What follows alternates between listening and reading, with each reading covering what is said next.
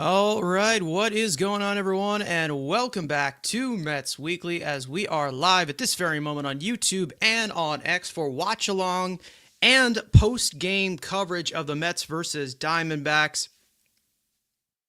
Game 13 of 162. But before we get into everything, make sure to subscribe for live episodes of the Mets Weekly podcast, which are following every single regular season series, such as this one, which it will be actually tomorrow, which it will be me and Andrew right here. But for those of you watching or listening on playback, you want to join the conversation in the future, make sure to turn on those post notifications to know when we go live. Make sure to follow Mets Weekly on X and on TikTok. Follow all of us individually. The links are in the description. So, this is the series finale at 7 o'clock p.m. Eastern Time for you, Andrew. I think since you're in the Midwest, it's 6 o'clock for you. Weird to see a series finale be a night game following two afternoon games, but they obviously had to adjust it for the weather. And like we said, we're going to be recapping this series tomorrow. And then, of course, leading into the Athletics series, which also starts tomorrow as well. So weird scheduling, but it's always very, very weird with weather in April. Either way, Mets versus Diamondbacks. Mets have split the first two games of this series. Andrew, I can swing it right over to you. And with this graphic on the screen, you can make some commentary here. We've got ourselves a WBC final rematch here. Eduardo Rodriguez versus Nolan McLean. Yeah, again, a pivotal game, the last game of the series. Nolan McLean, who was the stopper of the last losing streak, looking to get the Mets a series victory, like I said, a WBC rematch. Again, and as you guys see the statistics, Eduardo Rodriguez has continued that WBC form, at least through his first 12 innings, not allowing a run. The FIP, the FIP is respectable for a guy that like Eduardo Rodriguez, who's had some shaky seasons over the last couple of years, having a FIP at 2.6, with the 0 ERA, you take it. For him, he's going to contact manage. He's going to nibbles on corners, and especially now with ABS, it kind of works to his favor. As a guy that nibbles the corners, getting those type of calls. And then we go to McLean. After coming off 5 perfect innings, obviously in that 6th inning, he walked a couple and gave the double to Adames, but overall, again, looked amazing. And again, he talked about he only had one pitch that he had full control of, and again, goes 5 perfect innings.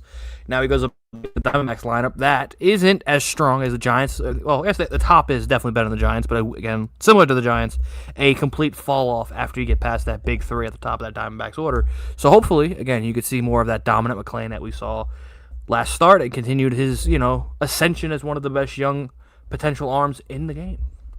Yeah, like you said, he only had one working pitch, and then he pitched 5 perfect innings. So Nolan, do better than that, But yeah, obviously we know that this Diamondbacks team has been starved for offense. I'm pretty sure yesterday in Game 2, that was their season high in run total in 7. Luckily, they were facing two pitchers who have been notoriously throwing meatballs as of recent. So hopefully you see some wiffle balls from a guy like Nolan McLean, who we all know has some premier stuff that if he applies it can be a top flight starting pitcher in the major leagues. Even though, let's get into these lineups. Forced for the Arizona Diamondbacks as the visiting team. Leading off, the second baseman, Ketel Marte. Batting second, the first baseman, Ildemaro Vargas. Did I say that correctly? I don't know. Yeah, Ildemaro. Yeah. Mets killer. That's what you call him that. Batting third, the shortstop, Geraldo Perdomo. Batting cleanup, the designated hitter, Adrian Del Castillo. Batting fifth, the third baseman, Jose Fernandez, no relation to the pitcher from years ago. Batting sixth, the catcher, Satan, James McCann. Batting seventh, the center fielder, Alec Thomas. Batting eighth, the left fielder, Tim Tawa. And batting ninth, the right fielder, Jorge Barrosa.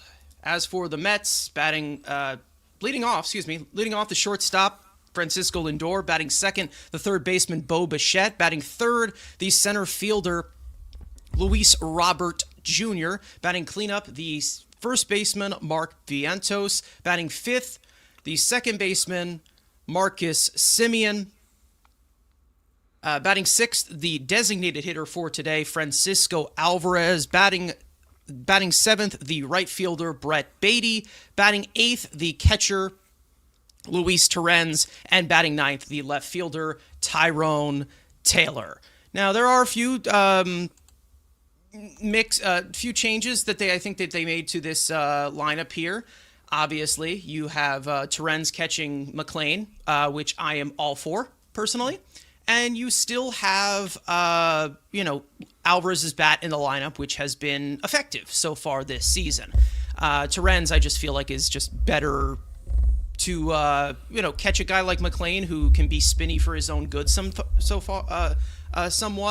But, we're going to get into, plenty of this tomorrow as well on the podcast. But going into this game, thoughts on this lineup, Andrew? I mean, I think it's more right-handed heavy, obviously, with Eduardo Rodriguez on the mound. But interesting, very interesting. Yeah, I guess. I was gonna talk about the Diamondbacks. We'll get to them in a second. But yeah, lineup-wise, again, Lou Bob in the 3 spot. I don't love Marcus Semien hitting 5th. I would, flip-flop Alvarez because again, he's hitting again. I'm not. We talked about it in the last pod, not being that drastic, but again. I would reward if it's who's hitting better right now in a bigger spot. Who do I want up, Semien or Alvarez? I'd rather have Alvarez after Vientos in the top of the lineup. But again, whatever. They're given the vet. Again, the other thing you're noticing, like I said with Torrens, the infield defense. Obviously, Vientos playing first, but again, Beatty is back in the outfield, Taylor in left, and Lou Bob in center. So at least you got the great center field and left field defense. Ben's not in there against the lefties, but Lou Bob hitting third. Again, notorious Slaughter's left-handed pitching, so again, it fits well. Again, Torrens, like I said, deserves to be catching every day, or not every day, at least defensively. You want it for a guy like McLean, where again, like he sometimes doesn't know, he has too much spin, where you just like he has ungodly amount of spin. Sometimes it's too spinny, like you said. So having that, elite defensive catcher behind the plate, and again, still keeping Alvarez's bat in the lineup. The thing I want to talk about is Nolan McLean. This Diamondbacks lineup right now. You've got no Corbin Carroll in there. You've got no what the hell's the catcher's name? Gabby Moreno. This is a lineup that you should be able to mow through. Like, obviously, you got Ketel. You have, again, like I've said, all series, which he hasn't really killed us much, but Ildemaro Vargas, historically, he's killed the Mets. Del Castro has been a pain in the No Arenado either. No Arenado as well. Either. So, again, you have a very thin lineup, so you should be able to get through with your stuff, hopefully, through 6. Like, I think this is a game where you can contact manage early in the count, get a lot of ground balls, and you like I said, we talked about the infield defense. We got the best infield defense overall. Obviously, now having Beatty in the outfield, not at first. You got Vientos at first, which again, either are they're about the same, solid, league average. Hopefully, playing a league average, but better than what we had defensively at first base. And then you're sticking Torrens behind the plate, which is the biggest thing, having Torrens behind there. So Alvarez and keeping his bat in the lineup. Yeah, and it looks like we're about to start here. But however, some comments, like I said, in the chat here. We've got Ram Jam in the chat. We've got BBA here, not telling us we're late, so I think we were on time here. We've got Hey in the chat. Hey to Hey, saying, why is Steve Gelbs on my screen? Well, you get to see us on your screen of that commentary. If he's doing play-by-play, I apologize. Stanley saying Bench is on the bench tonight. He is. He has been struggling. Give him a day off. I'm sure that maybe he'll pinch hit or something. Joseph saying hi to Joseph. Tony saying, I wonder if Torrens is going to be McLean's catcher. I might be wrong, but this is the second time he is catching him. Last time who caught him was Francisco Alvarez. It was Alvarez. Ugly. Yeah. It was ugly. So I want to see more of that. But we already have gotten first pitch as the sinker on the corner for a strike. And let's go. So I will move the play-by-play to you, Andrew. Call is yours. McLean misses in with a sinker, and we got the count at 1-1, leading off again for the Diamondbacks. Ketel Marte overall for the series, 3 for 10. Had the 1 RBI yesterday, but normally, again, keeping the control, at least one of the 3 in control here with a sweeper down and away from McLean, 2-1. So Ketel has not broken us much, which is good to see. Again, overall, one of the best second basemen in the game. The 2-1 pitch from McLean deals a sinker down and away, goes the ball 3-1. Again, put you in the play-by-play seat. Put me in the play-by-play. Is there do I get a certain chair? Oh, I'm just getting over 1. Okay, cool. I get a little specialty. Here you go. So, again, McLean behind the leadoff hitter, the 3-1 pitch. He fires. Fouled it off the sinker away. Cattell just checks it into the Arizona Diamondbacks dugout. Runs the count full 95-mile-an-hour sinker, fading away from the left-handed bat. We still have Lovelady. Not for long. AJ Minter, rehab today. Was good. 9 pitches, 1 strikeout, 1-2-3 inning. The 3-2, Cattell fouls a sinker into the ground. Waste another pitch from McLean. But again, see Minter back, but again, you're probably looking at probably 2 weeks minimum of rehab before we potentially even think about getting him active. Yeah, they're going to play it slow. Yeah, so especially we're at April 9th. I would, again, May 1st seems to be a really good date to have him back. Again, I hate having to keep Lovelady on the roster, but again, you don't want to rush him back, especially how important he is in this bullpen. Another 3-2 pitch from McLean to Cattell. See, lines one, but 1 hop to Semien, makes the toss, 1 away. On the 96-mile-an-hour sinker, gets him to roll it over. McLean gets his first out of the day. That was so cute by Semien right there. Just quick little 1-hopper. Makes the play, nice simple toss. Has his good fundies. Ildemaro Vargas, I said he hasn't killed us, but he's been 4 for 9, but no RBIs, no big hits, which notoriously he has had a bunch of back-breaking hits against the Mets, mostly in Arizona, but as well as the National. The first pitch, ground ball to Semien, makes the play, makes the toss, 2 away. Semien again. I mean, wasn't that just the cutest thing ever? I mean, he wasn't good yesterday, so I'm just trying to piss everybody off. Exactly. He was horrible yesterday at the plate, so I'm just trying to piss everyone off. But good work here by McLean. Again, a much-needed first pitch, 1 out, 1 pitch, 1 out, especially after Cattell battled to a full count. Love those 1-pitch ABs to get through. Now to the 3-hitter and your Geraldo Perdomo. The first pitch, sinker up and away at 93. So McLean velocity, it's about, the first couple things have been 95. That one's sitting at 93. So again, not the WBC hype up he had with 97 last time he was facing Eduardo. Another sinker. Geraldo just bounces it foul to even the count at 1. Geraldo in his series, 1 for 3 on RBI and a stolen base. Again, that RBI coming yesterday in the Diamondbacks 7-2 victory, where the bats for the Diamondbacks had the big inning, which Huascar Brosman looked to have gotten out of the inning, but of course, ABS, the down for the bad side of ABS is when it goes against your team, you hate it. The 1-1 pitch to McLean. Sweeper doesn't get the call. It looks like it did miss low, so 2-1. The spin was disgusting, but just a little low. So McLean sets fires, again, working quickly, the 2-1. Sinker down, and it's a beautiful diving stop by Vientos. And he makes the toss. And what a barrel roll by Mark Vientos to stay with it and make a very solid toss to McLean. He gets to the bag, and the Diamondbacks go 1-2-3 in the first. Wow. What is this? I don't get what changed from last year with these first basemen making throws and making plays. I don't know what happened. I just don't get it, I mean, I will say that last year's first baseman does the tumble roll, but then the ball is like in our dugout normally. Yeah, but he can't get up. Or that too. So nice play by Vientos, continuing to at least be average, if you want to call it, at first base again. The transition he has made from third base to first base, it's been probably one of the smoothest you will possibly see, because. Again, he likely has the lateral movement to be a serviceable third baseman. Obviously, he's not good at it. He has the hands to be a third baseman. It's more of just range, but I've been extremely impressed with what I've been seeing from him. I mean, yes, and then we obviously have the debacle that happened yesterday with the pop-ups, but again, it happens, and even it's though that windy. was on Schneederson, but it's okay. Pop-ups are tough. Sometimes it hits you in the face. You didn't have to. Schneederson should have got out of the way. So. Well, we will talk about that man tomorrow. We are worrying about today's game. Oh, we're gonna talk about him. We're gonna fucking talk about him. So you save it up. You have all of tomorrow and all of tomorrow's podcast to get all your venom out. So we'll see. We're still a commercial. Swaggy V. Nice little play. So again, McLean I think ends the inning I believe with 12 pitches. So again, you like that less than 15 to 16 pitches an inning. You need that, especially against, you can mow this lineup, especially if they're swinging early and often. You had Vargas, and it was third pitch to Perdomo after the full count work from Cattell to lead the game off. There's a new feature here in StreamYard where you can put out polls don't know how it gets translated to YouTube because YouTube has its own poll thing. Yeah, in their comment section. But we can try it out. Like who do you think is the cutest? Oh God, that's all we need. So again, Carlos Mendoza has a good bench late in the game for you got all your switch hitters and your left-handed bats ready to go for a late game substitution. So we've seen early this season Mendoza's been solid. Eduardo's ready, Lindor sets and fires him into Rodriguez, and Lindor fouls one back in 88 mile an hour. I'm guessing that's I said this changeup. That might be his fastball because it's Eduardo Rodriguez. That's a sinker, yeah. Sinker, about to say a sinker fastball. It's the same old Dane, just a little heavier.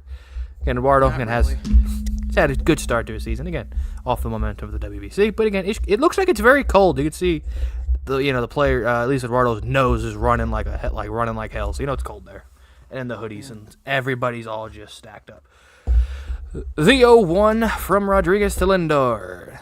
Sinker doesn't get the corner, low, ball one. Again, Lindor, this series 2 for 10, again sitting in 2 goose eggs in the home runs and the RBIs early in this season. The 1-1 Lindor grounds one to Perdomo, does a couple toss, fires it over to first, and the leadoff man is retired for Eduardo Rodriguez. Lindor, another weak ground ball. There's McChicken, the return of McChicken in Game 3 behind the plate. Again, Tim Talbot. And, for at least Carson Benja's sake, Barosa's moved to right field. So, now who is he going to rob this time with 2 diving plays in the corner?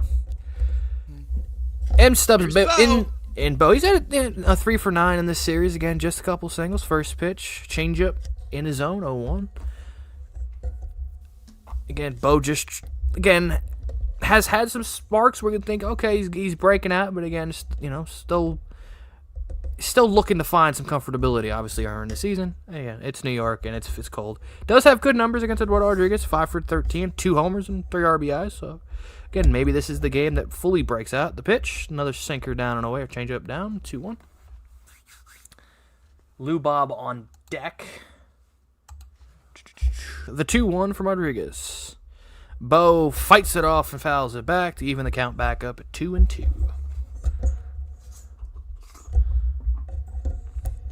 Luis Robert on deck. Bobbert. So, Rodriguez deals the 2-2. Bo swing and he loops one into center field. Alec Thomas coming on. It'll stay up for him to make the catch. 2 men away. Looked like an old-fashioned Bo Bichette single, but the ball stayed up long enough for Thomas to run it down. Schmo Bichette. So the 2 men away, and in steps Luis Robert Jr., who again has had his name. That is his name. It's Rober. It's Luis Rober. The first pitch, it takes a sinker inside. Lou Bob, again, last 6 games, hitting .333, 7 for 21, 6 walks, which again, that has been, even in his bad last 2 years, we've seen his approach at the plate improve, and now you're seeing him, look better, getting some results. It's almost like getting him out of a developmental hell into an organization that has some, has the, the information, and getting him in a winning environment. Oh my God, he looks like he's an good baseball player. Lou Bob swinging a drive to deep left field. Looks back, and that ball is out of here over the Great Wall of Flushing. Luis Robert, his second of the season, gives the Mets an early 1-0 lead. Climb aboard, get ready to explore. There's so much to find. Little Einstein. 109 off the bat over the Great Wall of Flushing. We were talking about it on the pod. We saw Lou Bob was getting a lot of hits. We were waiting to see some more of the power. And again, just like his walk-off homer, he looked like he didn't truly get it. He just flips it over the left field fence. And his second homer in the orange and blue. Just a naturally powerful, what is his nickname? Panther? La Pantera, the Panther, strikes. First pitch to Aventos, down and in. All right. I know you don't have that in you. You don't have that in your bag. I got you. Listen. I don't want to offend anyone. It's a La Pantera. The only people I want to offend. Vientos gets one in the air, but this one is gonna stay in the ballpark. Thomas goes under, lines it up, makes the play, and that'll end the inning. But the Mets get one early on Luis Robert's second home run as a New York Met. So cute. That was so pixie. That's what we want to get him in a winning environment. He can be a very good baseball player. Unfortunately. But why? But he lost his best friend. He's a bad player. He is a bad player, you and his know. best friend got hurt. So I mean, I thought he was going to go back to not loving the game because his father and Juan Soto got hurt. But no, He's just a bad player, and he has a bad attitude. You know, he's it's toxic. You know, it's toxic. And why would you? Unc still got it. He's like 28, but yeah, sure. Exactly. Yeah. Yep. Oh god. Yeah. I mean, the White Sox do age you, so I mean, you can call him an Unc because again. So Robert now does more against lefties. Eduardo Rodriguez than the entire USA team in the WBC combined. That as well. Yeah, that is a pathetic statement. I but love it's true. Robert. I love Robert too. Robert. The Love that Bobbert's the guy. best. We love the Bobbert. All right, let's see. Is there anything else going on? I wait to get back from commercials.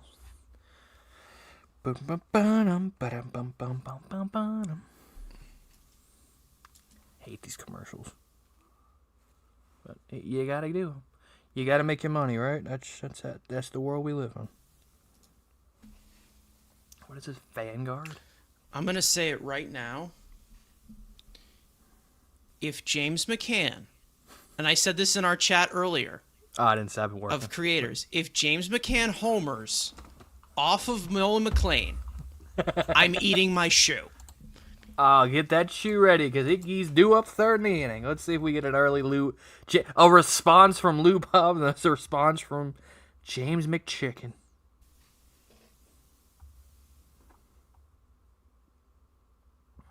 Showing the Mauricio walk-off. Luckily, he's not playing today because he got way too much sunlight the other day.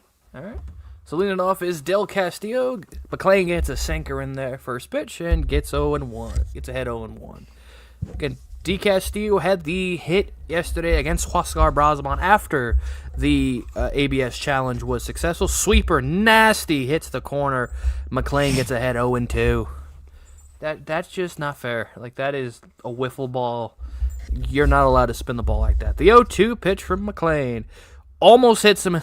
It tries to go with a back foot sweeper and almost drills him in his cankles 1-2. Right in the cankles. Mets pitchers tonight. Team ERA is second best in the National League at 2.90. Again, was the weakness earlier. Getting some early good results from the rotation. The 1-2 pitch, sinker fouled straight back. Count stays at 1-2. Again, I'm staying tempered with it. I can't do it. But McClain, like in San Francisco, continues to work fast. Another 1-2 pitch. Sinker again. Del Castillo fouls it off. So just like Cattell in the top of the first, the leadoff man is at least fighting against Nolan McClain early. Okay. Another 1-2. Sweeper stays up and away. Count goes even at 2-2. Nolan needs a new ball. He's like, this one won't spin enough. Spinnies. Okay. Again, Nolan looks and fires the 2-2. What was that? A kick? Is that a changeup? What the hell was that? Change-up, yeah. Yeah, it was a changeup. Changeup stays up and away, and that brings the count full. The 3-2 pitch. Sinker hit right back with the middle. Lindor standing right there. Fires over to first. 1 man away. Yay. Lindor playing a little more up the middle. Just played it perfectly right to Lindor to make the toss. I think he had a plan to play somewhere else because he's a cancer to the team. But unfortunately, it went right to him. Again, McClain, asking for a new baseball. Being very meticulous for what ball he wants to use. You think he's doctoring them? Maybe. Jose Fernandez steps in the first pitch. Sinker high, just misses in 96.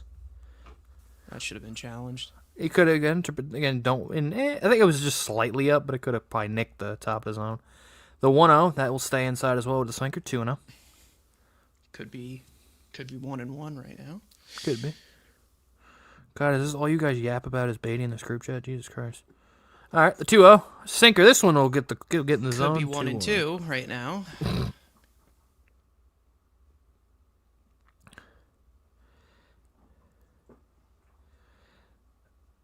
Jesus. All right, the 2-1. Sinker just missed. Again, that one you could have also thrown, tapped the hat. But Terens decides not to. Now it gives the 3-1. Jesus Christ, is it this guy? Where do you? I'm waiting for you to like find the group chat. When the hell did you say you're gonna eat your hat? The 3-1. Fernandez rips one into the corner. That's gonna get down in one hop, go all the way to the wall.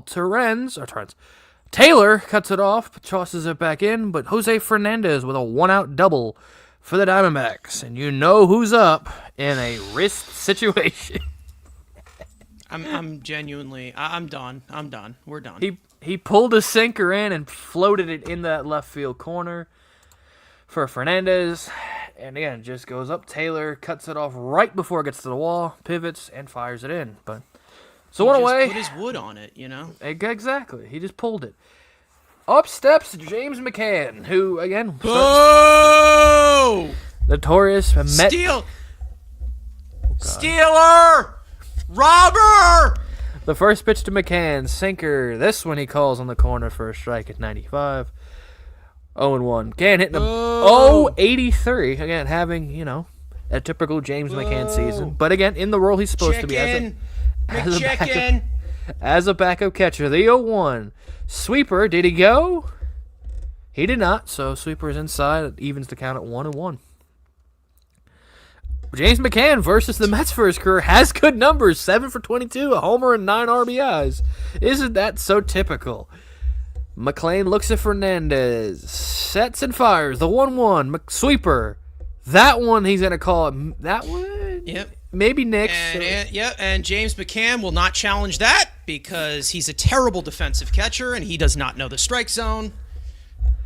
And now McClain can strike him out with a sweeper, right? The 1-2 pitch. Damn sweeper right. Swing and a miss. McCann's fans on the sweeper. Ooh. McClain gets James, his first. that smells. What's going on? Ugh. McClain gets his first strikeout. 2 away here in the second. Again, just the sweeper. Sorry for the steppage. I had to do it. I had a feeling. Nice swing, James. Again, just you want dives. $12 million for that? McClain sweeper diving into the other strike zone. So 2 outs. That'll leave it to Alec Thomas for the Diamondbacks. He'll take a sinker right down the middle at 96. 0-1. Alec Thomas, we do respect. He's a dog. Sure, he's just kind of, good defensive center fielder that doesn't hit for much. But yeah, dog. He's like Roan. I guess technically. The 0-1, I change it down 1-1. The left-handed Roan, it is what it is. He's kind of like Miles Straw. Yeah, like those kind of just good defensive noodles. I don't. Jesus. God, how long did y'all yap about this dude? Jesus. The 1-1, another changeup misses down 2-1. They finally found it after a 90 friggin' text about a utility guy. The 2-1, McClain sets, looks. A utility guy that can't play the outfield. The 2-1, a sinker, gets the corner, now evens the count back to 2-2. McClain has an avenue to get out of this. Again, 33 pitches, again, something you'd like to see him get deep. 33 pitches, hopefully he can get through 2 innings. Shake is off Terens, he'll step off. Maybe an idea that Fernandez is trying to steal it, but, steal the sign, but it's okay. McClain sets, looks like he's got his pitch. He'll look down to Fernandez. The 2-2 pitch to Thomas. Changeup misses down. Another full count for a Diamondbacks hitter against Nolan McClain. Thomas will call his timeout. Looking at the overall numbers for this Diamondbacks offense this year, it is pretty close to mid in every situation, except running and scoring where they're tied for 9th. So everything around 12 to 13, close to mid, slightly better than mid. The 3-2 pitch from McClain. Sweeper. He'll roll it over. Semien makes the clean fundies. Makes the toss to Vientos. And that'll get out of the inning. God, Simeon is so good at what he does, isn't he? A hit and one left after 1.5. It's Mets 1, the Diamondbacks nothing. Simeon's the best, isn't he? He's so cute. Put a Mendoza freaking pick in here. What is this? All right. Still catching up, dude? Jeez. I just got to the end. I'm like, Jesus Christ. Because I don't go in the group. I'm working most of the time. I check the group chat like before Met game and then in the morning. I'm like, you tag me and when you like at me, I'm like, I will see it occasionally. I'm just in there. If I see something, I'll send it in the group chat. But it's kind of, yeah. All right. Do up for the Mets. Simeon Alvarez. She wanna go viral. Better watch out. Remember last time. Yeah, we shortened it, so hopefully it goes like that. I don't know. Maybe I'll have to I don't know. Dude, Eric Burns in this commercial just looks. Why does he look so? The steroids are just showing, brother. Is he on steroids? Dude, look at him, bro. He's like 50. Look at his arm. Look at the veins in that dude's know. arm. You never want to make assumptions. I'm okay. What? That can't be real. Is that real? Am I getting clickbait? There's no way. Am I getting clickbait or is this true? Now we got Ric Flair. Okay, no, that's yep, car shield. We need like a commercial break video. Like not a video, but like sometimes to kill some dead air. No. Wait, no way she's pregnant. No way. Alright, we'll talk about that later. Sure. What? Yeah. We got 76 people. What's the like? How many likes we got on the video? We got 76 people. What do we got likewise? We got. Well, again, this is off multiple platforms. Make sure That to is like true. the stream if you have not already. Simeon- Subscribe. Turn on post notifications.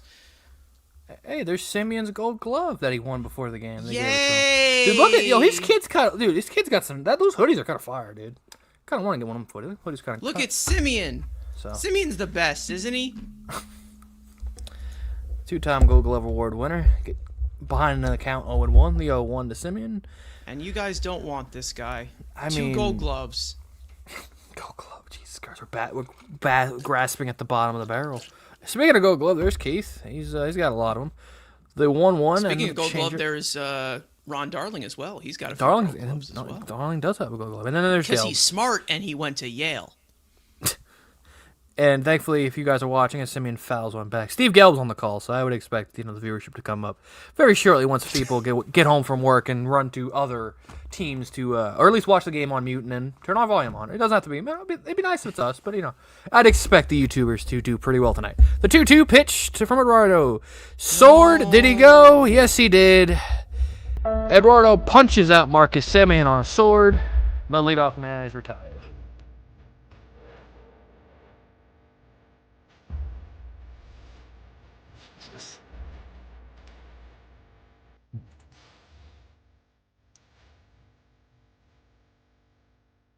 All right.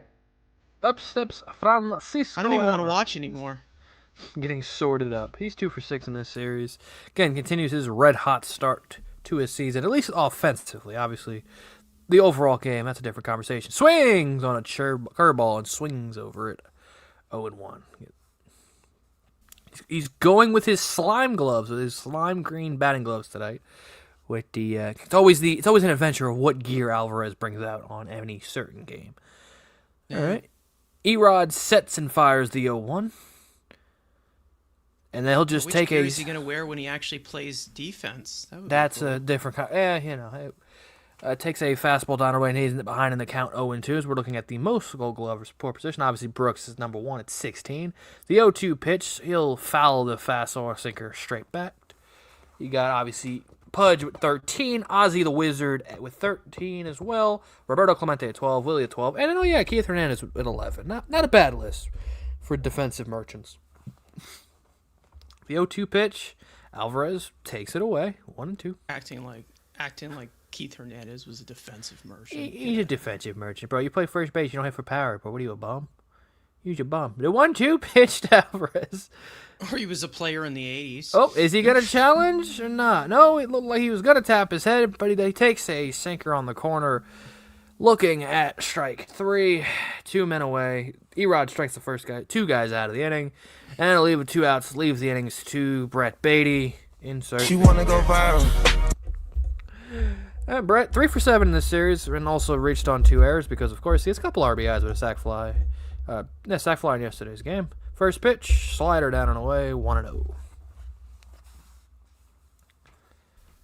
Brett playing right field because, again, with the injury to Juan Soto, you are limited offensively, with at least offensively. Well, yes, limited offensively, but again, not having outfielders on this roster. Slider swung on and missed, 1-1. Again, even though Ronnie did have the walk-off in Game 1, it's still questionable. Why did we not bring an extra outfielder up? But again, they want to put Beatty in the outfield, so have it be. Slider, this one misses 2-1. 3 straight sliders. I think it's likely that Polanco's going on the IL.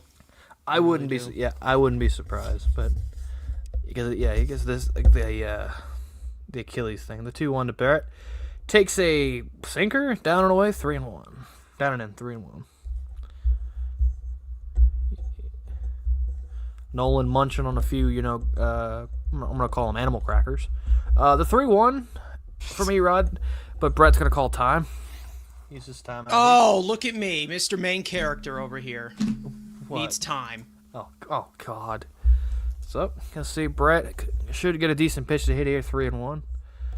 Steps back in. Erod sets and fires a 3-1 pitch. That's He gets the call. Brett doesn't want to challenge in a sinker on the inner half. You could have challenged. Maybe it nicks it. It's a strike. So, runs the count full. The 3-2 pitch from Erod to Beatty. He delivers slider or fastball right down the middle. He fouls it straight back.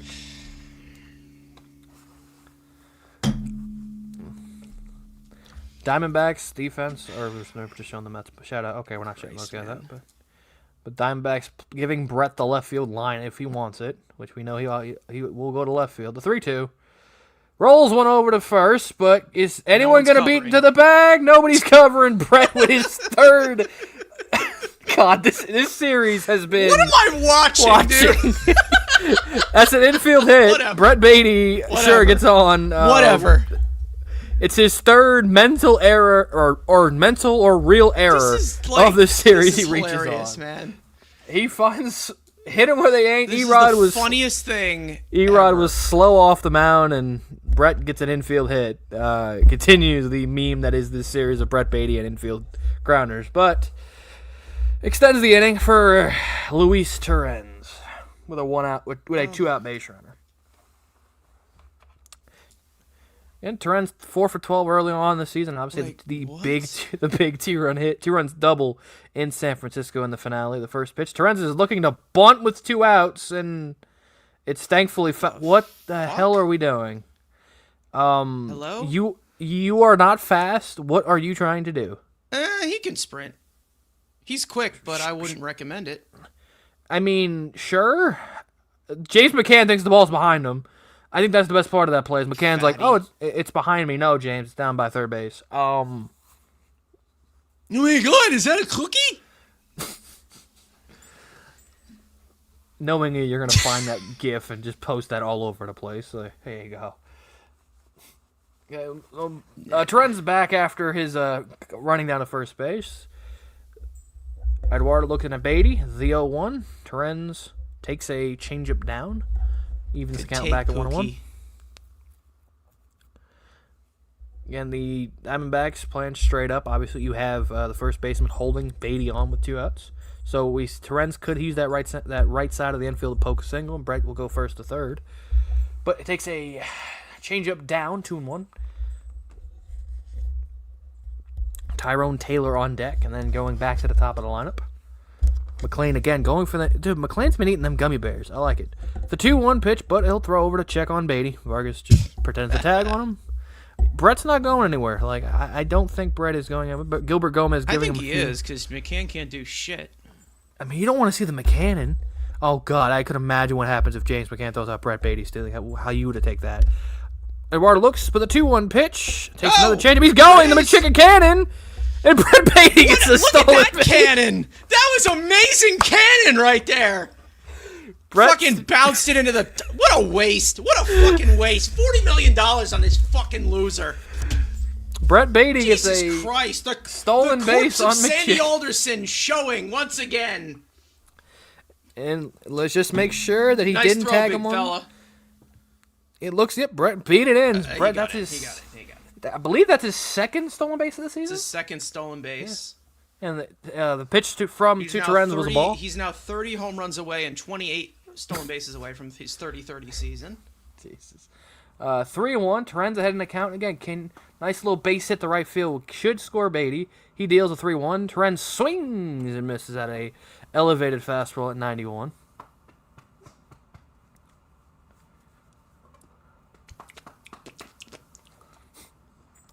So full count to Torrens. I don't think Beatty doesn't have to run, but why not? Run him anyway. Kidding. The 3-2 pitch. Erod looks at Beatty. The 3-2. Torrens fouls it off. Gets a piece, another elevated fast. We go back to the Sunday big clutch 2-run double down the right field line in San Francisco. For, again, an 8th inning comeback. That's a shocking words to be saying about the New York Mets. But, again, they went out and came back in the 8th inning to beat the Giants to steal the finale and steal the series. Yep. Erod looking at Beatty. Sets and fires. The 3-2. Torrens hit in the air, but it looks like he just got under it. Thomas looks like he has it. Makes two-hand catch, and that'll end the inning. Hitting one left. After 2, it is still the New York Mets 1 and the Arizona Diamondbacks nothing. Hey, Carson Beatty was 2 for 4 with an RBI yesterday. We just don't get it, do we? We just don't understand it, do we? It's just crazy, man. Oh, he's batting 280? Yeah, how is he batting 280? Oh, my God.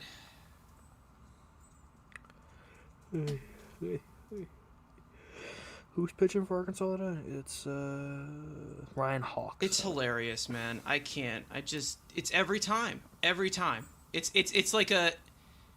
It's a disease.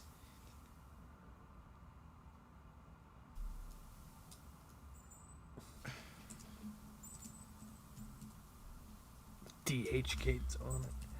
Oh man, I guess we can talk about this for a commercial. God, the new City Connects, there are not many good ones. Like of those new City Connects, I like the Royals one, but that's about it. Like I of haven't the new, seen the Royals one. it's like I've pink seen and the blue. Orioles one. That looks like a pack of smokes. That looks trash. What's it called? What is it called? Be More? Yeah, that was stupid. I think it's more. I think that's more of a Cheeto Bear sense of style, though. When you think of I mean, it fits his narrative. It fits him so well. But, you know, because you can be more and eat more. And yes, I can make that joke because I'm a fat guy. So, you skinny people can't make that joke. But, yeah, I guess the jerseys, like, the Reds one is, like, simple. Like, I don't hate the Reds one, but I don't love the Reds new ones. It's pretty their black I guess jerseys. Beatty's the new Jeff. I mean, they're treating him like it. I mean, I've never been a Beatty fan, so Let's see. they're treating him like it. They're putting him in right field when he has the weakest arm on the team. He's basically a gimmick for overcompensation for the guy who is on the Diamondbacks, actually, who they should have drafted instead of him. Mm-hmm. Yeah, the Reds ones are bad. The Brewers ones are ass. Is he doing like 7 smelling salts? Like, Oh what is yeah, he doing? 100%. Bro's getting hyped. I like it. That's so cute, man. So, all right, leaning off. It's Tim Tawa, the first pitch, sinker up and in, ball 95. Okay, I think we were over this last stream. It's pronounced Tawa. That's got to be racist. But the 1-0 pitch to Tawa. He grounds one. Bro short hops it, makes the toss, one away. Again, Bo doing that just quick friggin' short. Vientos almost split his pants there, but you know what, Bo? Good enough throw. You made the throw at this point. That's all I ask. Just make a somewhat accurate throw to first base. It's always an adventure. Happy unless there's something to complain about. No, I am just tired. Yeah, of you pretty Beatty much. Fans. No, that's all right. If they won the World Series you perfectly, seen me. I was giving so much love to Marcus Semien. first pitch, sinker down and away, ball one. Something to complain about. You mean him being in his 5th year and still having like? Hey, Jordan Walker. idea. Hey, Jordan Walker in year 4 is breaking out. It's possible. 2-0, put another sinker down and away. 2-0. Year 4, right? Again, right. Brett Beatty and Jordan Walker, same people. Both guys hit a lot of ground balls, but Jordan Walker somehow 6 homers already. Jesus Christ. The 2-0. Yeah, because he's actual power. That's not a strike, but we'll take it. Takes a sinker up. Surprised Barossa didn't challenge, but we'll take it. 2-1. So it looks like the ump's calling the higher strike compared to the low and in strikes. Okay. Steve Cohen made the call. Dick made the call. Okay. The 2-1 pitch to Barossa. McClain sets fires. That's also not a strike. Challenged. Okay, 2-2. We're just not challenging now. Wow. Cool. Arizona's tanking for the draft pick. Wow. Take it for the draft pick. I mean, it's not like we implemented something to get rid of these god-awful cards. The 2-2. Tawa fouls a sinker straight back, keeping the count at 2-2. We also got rid of something to get we also got added something to get rid of the tanking. What the hell we get now? Exactly. Why hate on Beatty when he just wants to do TikTok dances in the outfield and be whimsical? Exactly. The dude, I swear to God, that's who I She wanna go viral. Oh, it's not. Shout out. 2-2. I thought that was Evan for like a second. But, again, Barossa fighting back. 2-2. 43 pitches for McClain. Pitch. Dot! Oh, that's so pretty. That's the one he's going to challenge. It looks like it just That's nicks so the inside pretty! corner. So I'm guessing the Mets my are going to win this God! challenge. Or the Diamondbacks are going to lose. And they will. It hits the black. Second strikeout for Nolan McClain. Of all the pitches, that also Diamondbacks lose one of their 2 challenges. Of all the pitches during that at bat, that's the one he challenges. Okay, cool. Lindor has been crap so far, but no criticism from you. He was my dud. And He was my dud in the studs and duds. Sweeper first pitch, ground to McClain, get to Vientos McClain, but tries to get over. Vientos is like, I got you, brother. I'll take it myself. And then I'll get McClain through 3. Mets still up 1-0. Yeah. Is that who? I love how Beatty's in Lindor conversations when people need to defend him. That's hilarious to me. Oh, well, let's talk about this first-round pick flop prospect versus a future first ballot Hall of Famer. I don't know about first Jesus ballot. Christ. Hall of Fame. Not first ballot. The exercises and hoops we need to jump through for this guy is unbelievable. The Braves one's actually really cool. It's like fucking Capo Caco all over again. I do like this fucking... The Braves one's actually pretty good. The Pirates one, I like the jersey. I don't like the hat. The Baltimore ones are terrible. The Reds ones are solid. The Padres and the Royals. Did they actually boo McCann? I was just fucking with him. Probably. Dude, he sucked. I mean, they boo good players, so no reason that they wouldn't boo the bad one. Mark Vientos' defense continues to be good. And why is Beatty in right field lately? Soto can't stay healthy. Okay. Soto plays 155 plus games every single year. Dude, is this like, am I on candid camera right now? Possibly. Tommy Pham, I don't know if you saw, Tommy Pham got a single off Trey Savage today. I did see that. I was talking about that. He's just like that, just off the street, gets a single. Hi, Daniel. How you doing? Hey, what's good, man? What's up? Mental gymnastic. The Beatty mental gymnastics. Let's see, are we back? Nope, we're still got Genesis commercials. The Tri-State Genesis. Jesus. She wanna go viral.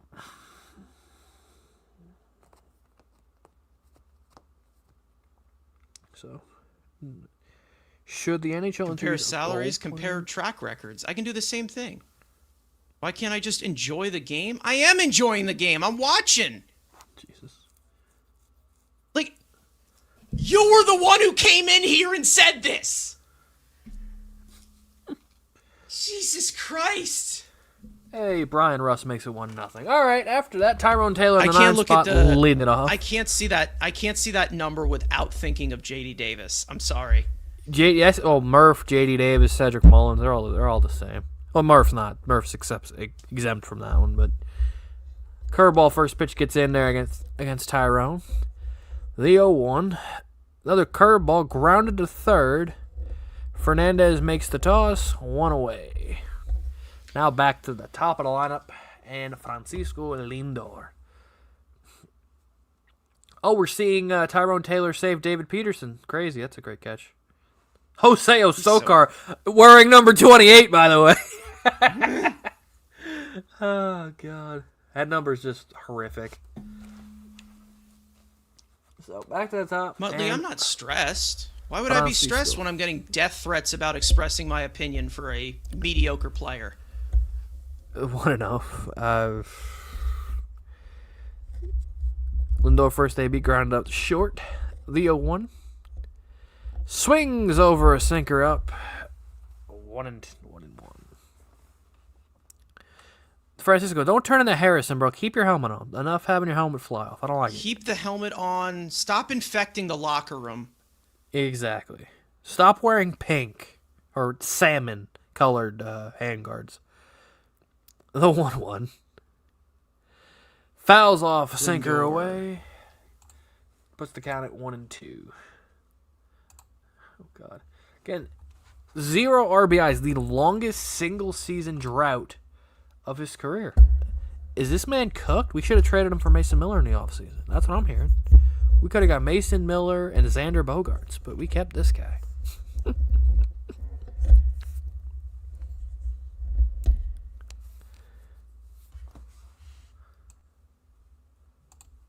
Cool. Goes back. Finally, we're back. The 1-2 pitch to Lindor. Fires. Popped up. Cattell. Barroso. It's going to be Barroso calls him off, and he just holds on to the ball in the palm of his hand. He'll make the play. 2 out, 2 men away. It almost popped out, but just clamped the glove strong enough to keep it in the top of the webbing to make the catch. He's like, oh, look what I found. All right, 2 men away, and that leaves it to Bobert Bichette. First pitch to Bo. Curveball, swing, liner. Thomas is going to have to play this on a bounce. So it's a 2-out single for Bo Bichette here for the Mets in the third. Something Alec Thomas can't catch? I think Thomas misread it off the bat. Thought it was hit a little harder than what it was, and it just dumps in front of him. As you can see, he kind of didn't read that great off the bat. He stopped to just see where it was, and that little hesitation cost Thomas off the end of the bat, so you have that as well. So good for Bo, 2-out single. I think that was because of the face covering that he has on there. If he would take that off and be a man, in the cold, maybe he would have caught it. Swing and a miss Bobbert. for Lou Bob after his first inning single. Again, OPS still over 1,000 here on the early season for the Mets. Bo leading off first. Eduardo checking in. The 0-1. Lou Bob takes the sinker. McChicken challenges. This could be a second loss for the Diamondbacks, but we'll see. But we're looking at Luis Torrens, and I believe that's not Willard. Is that Willard? Nope, it is a strike. It just clipped the bottom of the zone. So the Diamondbacks keep their last challenge. Thought it was close. Again, the SNY box thought it was a little low, but the ABS is calling it just nicking the bottom of the zone. So Lou Bob behind in the count, 0-2. Eduardo checking in. The 0-2 to Lou Bob. Fastball up. He'll take it 1-2.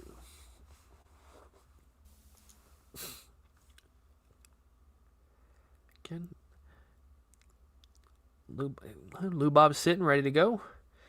Erod checks, looks over at Bo at first.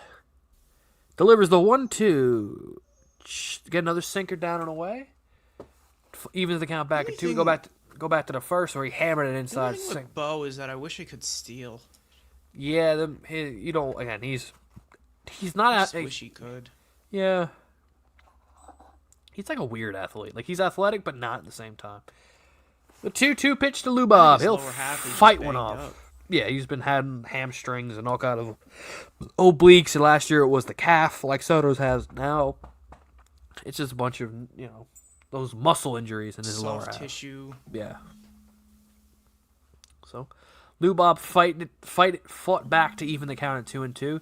This will be Eduardo Rodriguez's 50th pitch of the game. The 2-2. Lubov fouls it off. He continues the fight at this AB, continuing having good ABs from Lubov. Unfortunately, he's a bad player, and he has a bad attitude. It's Bobert. So, His OPS was very bad last year. again, Eduardo looks at Bo, takes a changeup down, and now the count is even. Bo will be running from first on the pitch. Lubov fights back from 0-2 to bring the count even. Or full. I'm stupid. Go, Bobbert. Come on, La Bandera. Slam another one. 3-2. Bo runs. The 3-2 pitch to Robert. He'll take it low. Ball 4. Lubov We'll take on a walk again. there, though. We'll take a walk. Man, he is just spitting on pitches, man. Yeah, the chase rate has gone down the last 2 years, even though the results in Chicago were not great. We saw the little things he was improving on, at least early in his Mets career. You're seeing the Andrew? results. And Andrew, he's a bad player. so, Lubov extends the inning for Mark Vientos, who flew out to Alec Thomas at center. Come on, Mark. Mark, you're in a slump now. He's You're had over a your last one. he's over his I think he he had a rough game the first game. Swings over a changeup. had a sack fly, I think. He had a sack yesterday. yesterday, yeah, but But yeah. it was a Chris Paul sack fly. yeah. So again, coming home after the great stretch in San Francisco has not looked great, at least in this series. The 0-1 pitch to Vientos. Curveball swing and liner right to a diving Ketel Marte. He'll make the catch to retire the side. A hit and 2 left. After 3, it is still the Mets 1 and the Diamondbacks nothing. Shouldn't have swung at that. And he hit up the middle, but again, Ketel was playing there, and he makes a nice I diving don't care. catch. You shouldn't have swung at that. That's I'm a bad not- swing decision. I'm not hitting. I'm just calling what it is. That's a bad swing decision by you. If I was swinging, I would have hit a friggin' nuke. Oh, what? No, you wouldn't have. Whoops. So, you send McLean back out. Also, Rodriguez was sitting at about, I think that was 55 pitches, so he's got about 55 to get through 3. All right. Well, how about we knock him out of the game?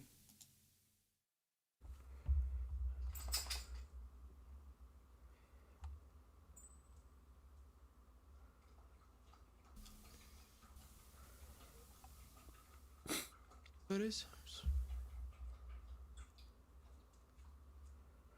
How Nolan but McLean bump day feels. Yeah, it's fun.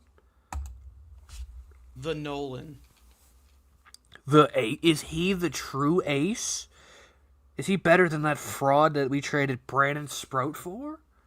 Ooh. And he's homegrown, so that means more to us fans. We like guys that we drafted and developed. God forbid we bring people that we didn't birth into Major League Baseball.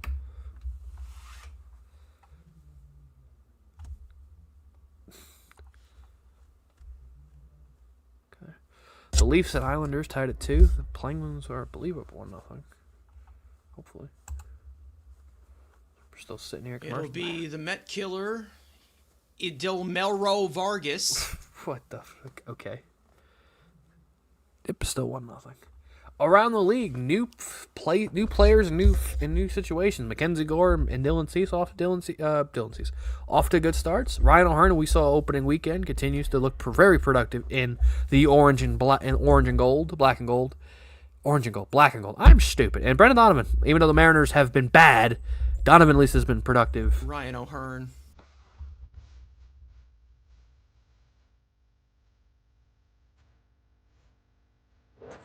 Moment of silence for the Mets not signing Ryan O'Hearn.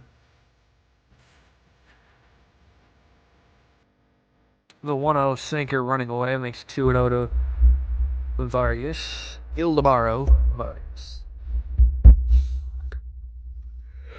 The 2-0, another chain cutter. Chain, I don't know what that was. Who the hell knows? I don't know what the hell that was. Spitty. 3-0. A cutter. I think it was a cutter.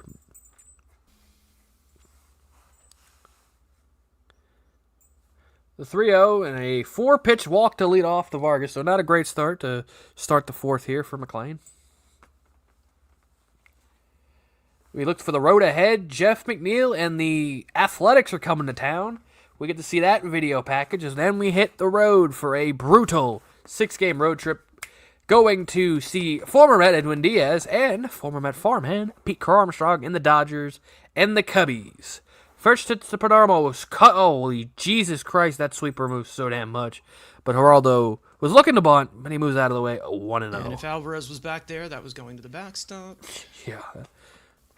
Insane movement on that sweeper first pitch. So, but 5 straight balls to start the fourth. The 1-0 takes sinker taken down and in for down and away for a strike. Look at all the athletic gear. They're already here because they were obviously playing the New York Yankees. Their stuff is already in the Mets' undercarriage of the Citi Field. The 1-1 pitch to Perdomo. Sinker grounded right back to McLean. Boom. 1-hop bounce to Lindor makes the throw. A 1-6-3 double play. 2 quick outs from McLean. What an athletic play from the pitcher. Former position player helped out there. Makes the easy. Did bounce the throw to Lindor, but he dug it out. And Lindor fires the first to complete a 1-6-3. You think that throw had spin on it too? Probably. It was a little sinker. He threw a sinker over to Lindor. At least he picked it out. He Looked smiled. like a screwball. A screwball. That's all he needed to add to his repertoire. First pitch to Del He kinda has Castro. one. Sinker on the corner for a strike. He kind of has one. It's a changeup. Changeup's kind of. McLean looked at Screwball Lindor is kinda saying like a it. hard He change. said, "My bad." He gave Lindor the "my bad" after he bounces it, but gets ahead 0-2 to Del Castro. He fouls it off and he will take his timeout. Again, let's see. Come on, Nolan. Let's get out of this. 9 ground balls, 2 strikeouts, no balls in the air against Dot. McLean. Takes a sinker Dot. on the inside corner. Strike 3. Yeah. 4 shutout innings. 4 shutout innings with 1 hit ball from McLean. After 3.5, it's still the Mets 1 and the Diamondbacks nothing. God, he is just the best, isn't he? Just dotting that inner half. A leadoff 4-pitch walk, and he still ends the inning on like what, 12 pitches? Less. I think it was like 8 because it was 2-1 double play and then 3 pitches to Castro. Wow. 7. Yeah, 7 or 8. Have you ever seen a Mets pitcher do that? Jack DeGrom did that pretty well. I mean, post Jake. Luis Severino Leadoff was 4-pitch walk, and then he still completes the inning. Hey, I saw Jared Eichhoff have some. Yeah, kidding. Because every time we get a leadoff walk, it's always let me take 4,000 pitches to get this thing done. Why am I watching the Devils? That also has to broadcast? do with the pitching coach who is gone. Who is gone now? He's inappropriately developing the Braves into getting them all hurt. Did you see the Braves have like one of the top earn run averages? I think their starting bullpen. pitching? I thought their bullpen hasn't happens- given up a run. Yeah, that happens every single time we're here too to start off the year. Yeah, we're doing the same Jimmy thing. saying Yankees fan here. What's up, Mets fan? Hello, Yankees fan. We're Mets fans. But hi. Hi.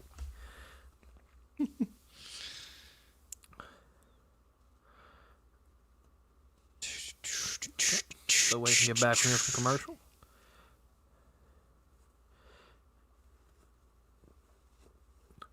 Oh, ooh. Uh-oh.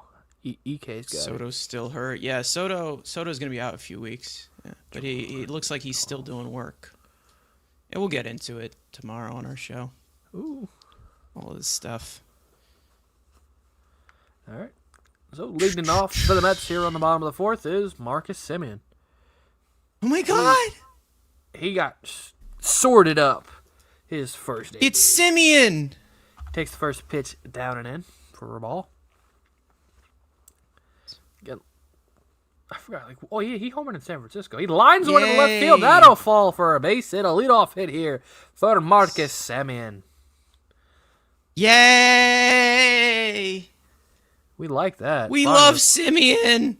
just pulled a fastball up, got on top of it, and just looped it. That's in the good left. hitting right there. Good hitting. Just simple approach and easy line drive. Landed in Sinker front got of too Tawa. much of the zone, and he lifted it. Beautiful hitting. Nope. So that the leadoff man for the Mets. Now Francisco Alvarez with a man on. Come on, Alvy. First pitch to Alvarez. Ball up. Did he swing? He did not. Ball one. Alvy as well struck out his first time up. Eduardo looks at Semien. Steps and fires the 1-0. Alvy takes the sinker down and away for a strike. That evens the count up in 1. Oh, we got somebody scoring the game. Yeah, like that. We like that. I don't like the. I like miss that. scoring the games. I don't like that pen. That pen looked kind of trash. The one pitch to Alvarez. Alvarez gets a ball to right center, to right field. The ball doesn't look going to carry it. Dies at the track. Barroso steps and fires. Semien retreats back to first. 1 away. Alvy didn't get all of it. Looked a little bit like it was off the end of the bat. And Alvarez can smash. He smashes baseballs, yes. Don't, I think do that's not, all you're do not, referring do to. not finish that. Do not finish that. No. Bad. Speaking of Daniel. speaking of Happy scorecards, Thursday. Keith's out here has a messed up scorecard, I guess. I don't know what they're doing there. I don't know. He may have had to. All right, so 1 away for Brett, and Brett Beatty steps up. And he's going to bunt.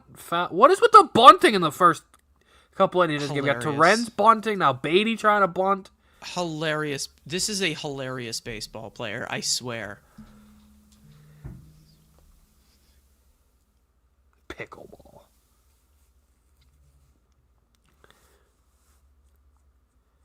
Okay. Oop. Eduardo looks at Semien. Checks in the 0-1. Brett lines That you one. pull. Caught. That you pull. Lines one caught by Cattell. 2 away. Semien gets back to first. That one. That's the one you pull. Cattell made a little bunny hop, but makes the catch. 2 away. That'll leave it to Luis Torrens. Just kidding. It's hilarious. It's genuinely hilarious. Our play-by-play man looks like he just... Not a Mets hater. Not a Mets hater. Those aren't real. First pitch to Torrens. How could you not hate us? We have to make you hate us, to be honest. Do we make you hate us? I mean... And Torrens... I mean, I don't really spend much of my time on the Yankees either. Pick off attempt from... A lot of my committed time is to the Mets. And most of it is aura farming about Brett Beatty, but that's a different conversation. Aura farming? What? The 0-1 pitch to Torrens. Lines hit in the air to deep left, but it'll die on the track. Tawa's got plenty of room, makes the catch. And that'll retire the side. After 4, it is still the Mets 1, and the Diamondbacks nothing. You notice Torrens is like pulling the baseball? Yeah, I mean... he shouldn't do that. I mean, you gotta, everything you must take to the opposite gap. I mean, he's the backup catcher. I really don't care. I mean, he's what I could care less about his offensive I do approach. care because he's a... Especially when Alvarez is going to be horrific defensively. I just be an elite defender, and you can be a milk carton salesperson offensively as long as you're good defensively. You could be Austin Hedges. Like, I don't care. Unfortunately, Unfortunate. he has the bat to be. He has the bat to be a pretty good hitter. I mean, somebody's going to overpay him in the offseason, so depending who that's going to be. And why is it? He's on ARB too, right? No, I think he's a pending UFA. No, he's not. Yeah, he is. Pretty sure. If he is, extend him right now. I'm like 67% that he's a free agent after the season. He is. You're right. Yeah. Extend him. I love when you Extend Pookie Terrens. I love when you go to the Mets spot track. Free agent. I know technically it's the type, but it's like, they're definitely like all free agent thing UFAs or optionable free agents. Yeah. Because David Stearns has McLean. commitment issues. I mean, how can you blame him? I feel like David Stearns is the type of guy when he was dating, he wouldn't date. He would just date for fun because he's got commitment issues. I think he's married. Well, He's I been could married make for it- what, like 10-ish years or whatever? I don't know. We're live, so I'm not gonna say anything. I'm just gonna plead the fifth. So looks like, and we got the Juan Soto bobblehead. So make sure you get the City Field, get that really cool bobblehead. I wish somebody was going, but some guy decided to go the next day, which the next day is very important, but not as important as Juan Soto bobblehead.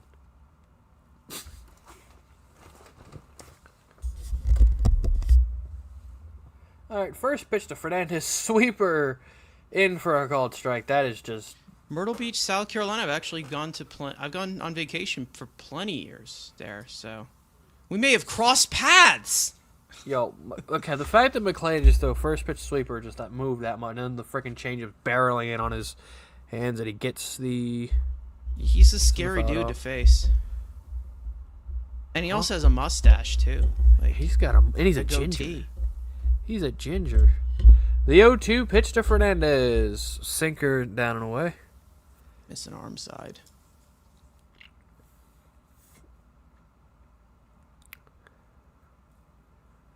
What the hell happened here? The 1-2 pitch, sweeper. He'll take it down, 2-2. This reminds me of 2021 early season. There's some similarities, yeah, I guess.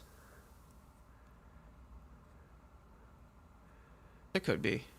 Except you don't have the pitchers hitting and possibly injuring themselves in hitting.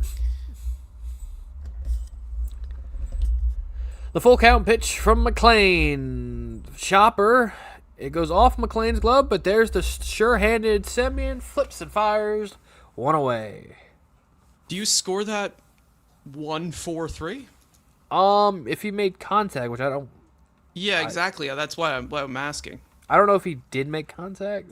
We'll see a replay. I think that's one. I think that would be 1-4-3. Maybe he got in the way of it. I thought it got past him completely, but if he touched it, it'd be a 1-4-3. So there you go, one away, and here comes James McCann after a ugly-looking strikeout at his first AB.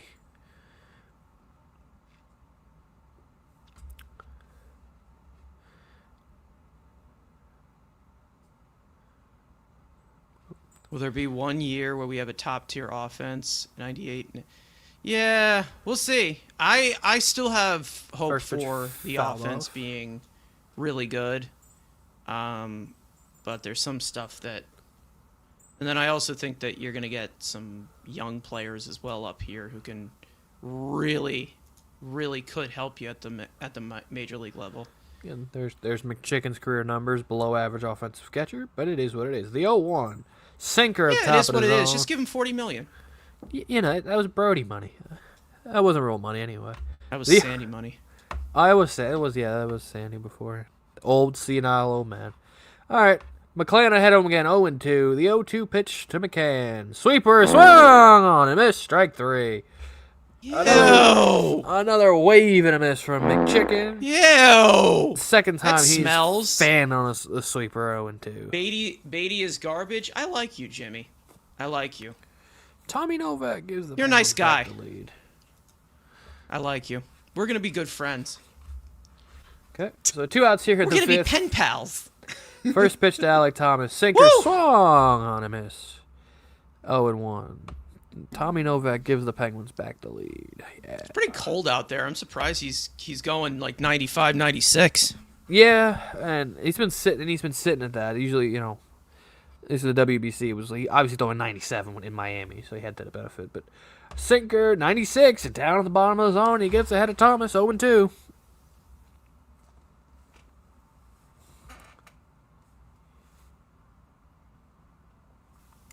The 0-2 pitch. Sinker on the that's corner. just- Strike 3 called. Oh, just like the man. top of the fourth ends the same way as the bottom of the fifth. With I a like sinker it. down and in scores. There's Igor Chernakov scores. Strikes out. We're through 4.5 with the Mets still up We 1-0. We should, but Evan, that will probably break off the ones that we have. Huh? Oh my God, Brace, nice. Yeah, Igor That, Chernakov. like- Gary Cohen chickened out. Oh, is he not? He's not calling the game? We saw it's Gelbs. It's Gelbs, Gary, and Ron. Oh. Or Gelbs, Ron. Oh, I'm Keith. sorry. You saw his stupid ass in the booth. Dude, I Chernakov don't think is he's so a stupid fucking ass. good. I just don't think he's. Sorry, I just think he's not the best play-by-play guy. No, he's horrific. That curveball to McCann earlier on, Yeah. or excuse me, sweeper, Sweeper. 3,400, RPM. What's the 51 RPMs, 21 inches of horizontal break. Jesus? You know what? Listen, I criticize Billy Epler a lot. Okay, I've went after him a lot, but hats off to him for finding this man in the third round. Oh, and didn't we drafted him twice? So I think it was him. Did he drafted him both times? Yeah. Yep, dog. No, that was Sproat. Sproat it was Sproat. drafted Yeah, twice. twice. Yeah. Okay, yeah. Doug's saying our booth is so old they can run for Congress. Good one. Nice. They are getting up there. I mean, just give me, dude. I am all for Murph. I just would taking over. I would call back. I would try to call back, and I would try to get a call back for Rendazzo for TV. Try to bring him back here. Give me Randazzo and Murph. That's what that'd be kind of my. I want Rendazzo, Murph, and if you want to do Blevins as the pitching analyst, that's sure. Yeah, sure. Because you need a pitcher and hitter, like a pitcher and hitter, you know, I mean, I'd rather kinda. I guess, yeah. Field, look at the most defensive run save. Oh my God, the Diamondbacks You know who are I first. also you know who I also wouldn't mind, even though he is kind of annoying. Oh boy. I wouldn't mind Trevor May. I wouldn't mind him in the booth. Yeah, he's solid. First pitch to Taylor. Swung! Miss. Sinker. Right down the middle. Swings right through it. I think that was a fastball, actually. Yeah. It was a fucking cookie and he missed it. The 0-1 pitch. Another one. Right down the middle. Swung right through. Yeah. Yeah, sinker, fastball, whatever. Again, Come the on, variation. Rowan. I'm thinking more sinker. He doesn't have a. I don't think he's got a straight four seamer. I think it's all straight sinkers. Straight sinkers. That makes sense. So Taylor behind 0-2, bullied by two sinkers up. The 0-2 pitch to Taylor, swung and fouled straight back. He's just keeping the heat. Looks like Erod's starting to lose a little bit of his velo. Yeah, again, he doesn't have much to begin with now. He's been dropping to 89, 90. You still need somewhat of it. Another 0-2 pitch to Taylor. Up and away. Ball Certain one. window of velo you need for your shape to be good enough. Kind of like how guys like Manaya needs 92 to 93. The 1-2 pitch from Erod. Taylor swings, fouls off another one. Look at Tyrone. Look at Roan just digging in. He's just a dog, man. He's just got dog. Look at the jam-packed Citi Field on a cold Thursday night at Citi Field. It's jam-packed. The 1-2 pitch. Taylor fouls off another one. Good AB here from Tyrone. I'm just going to do this for Doug because he's on a roll. Yeah, Doug And is, we're not going to bring up the comment. Yeah. Tyrone Taylor hard to K. The 1-2 6-7, pitch, you know. His seventh pitch to an AB. Ball away. Didn't swing. Evens the count back 2-2. Tyrone, believe it or not, has the best line drive rate on this team. Well, that's not surprising, but He doesn't ground out that much. the 2-2 pitch. Nice sinker frame, down and James. away. That was nice. That was nice, James. Nice one, fat ass. He don't play for the team anymore. Let him be dog shit. No. He's $40 not million on- were stolen. He's I don't not care. The on damage is team. done. A full count pitch to Taylor. Bang! Swing and a drive to left field. Back. Tawa goes back. It's over his head and off the wall. Tawa That's gets two. it in quickly. Taylor going to second. He'll slide in with a leadoff double here in the bottom of the fifth. I like it. We love you. Yeah, Lindor, you got to get your first ribby here, man. Yeah. It's time. He It's gets time, a- man. He finally got a center cut sinker, and he pulls it over the head of Tawa and right off, close to that 50-50 raffle at Citi Field. But Tawa gets it in quickly, but Taylor got the wheels to slide in with a leadoff double. Look at the majestic strides from Taylor. And then he gives you guns. He's like, boo boo, nice. So, all right, the leadoff man on again for the Mets, but this time he's leading off scoring position. First pitch to Lindor, changeup, running down and away, ball one. That is the Mets' fifth hit of this game. I think we have a certain person going to be. I might finish the inning and then I will. Hi, guys. Hi, Matt. Hi. 1-0 pitch to Come Lindor. on, He'll Lindor. swing over the changeup down and away to even the count at 1-1. I will relinquish your play-by-play. I'll finish the inning and then I will give it to you. All right. So, Yeah, Yeah, Lindor still I'll looking- give you this. I'll give you the scoreboard too with the bat as All well. right. so. Erod checks it up. The 1-1 pitch. Lindor's fouls one off McChickens. Let me know if and your stream, Matt, It'll be a 1-2. is ahead of this or not, because we can switch it if you need it. If you need to. I'll check, right? Because right now I just have your guys' stream. Because I have it on SNY. I finally figured out the MLB app with SNY, so hopefully this isn't completely behind. So then it should be around the same as, but I'll double check. Lindor calls his timeouts. Down in the count 1 and 2. Again, trying to get that monkey of the 0 RBIs off his back. Erod sets, looks back at Taylor. Ahead in the count, the 1-2 pitch to Lindor. Changeup, stays down, up and away, down and away. Evens the count back at 2 and 2.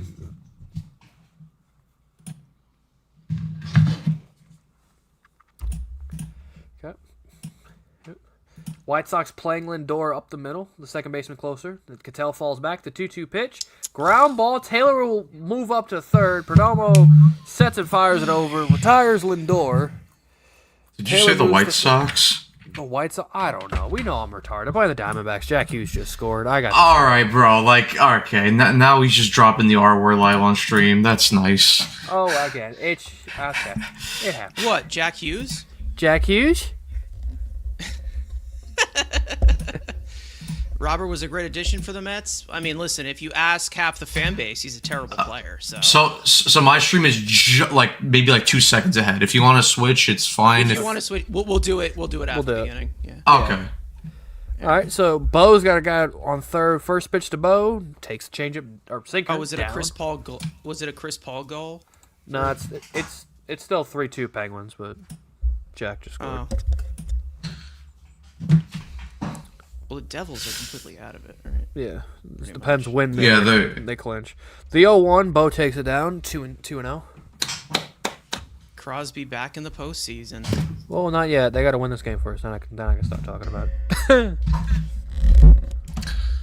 You think they won't? I Dude, wonder if they won't.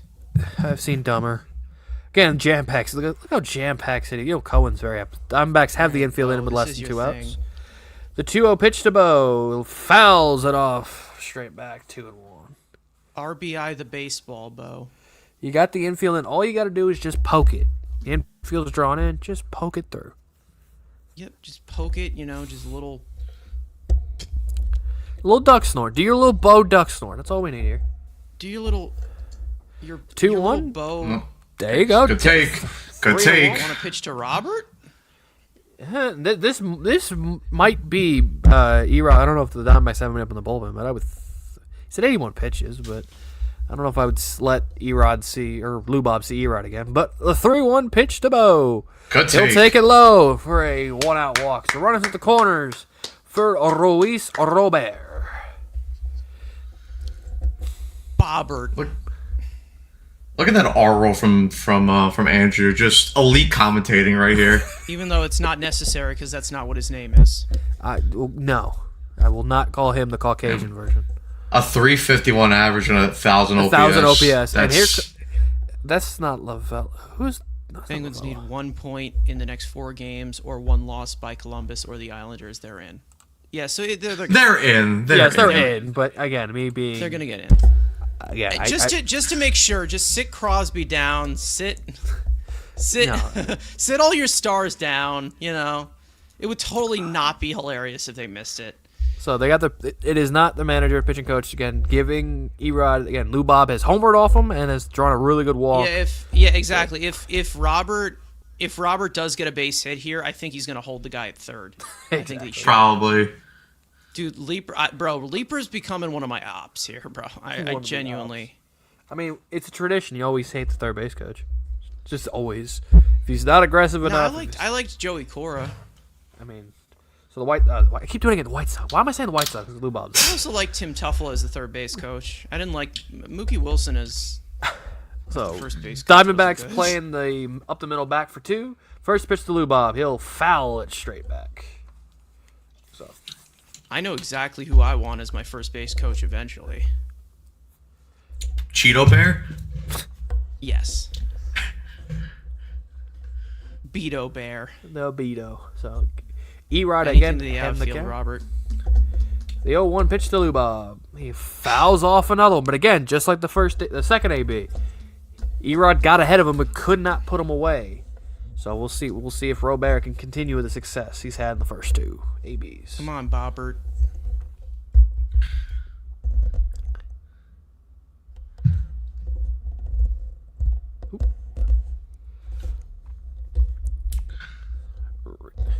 Lubob takes his timeout.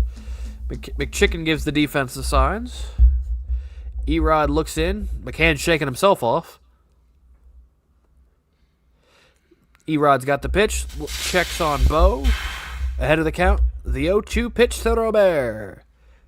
Sinker gets the bottom of the zone. He's going to challenge, but that was a strike at the bottom of the zone. That's not getting overturned. Yeah, that's a strike. Lubob will look at the scoreboard, but that is definitely a not getting strike, overturned. and it is. So the Mets waste one of their challenges. Both teams now have wasted Oh a my challenge, God. and both have one remaining. Just like the miserable player he was in Chicago.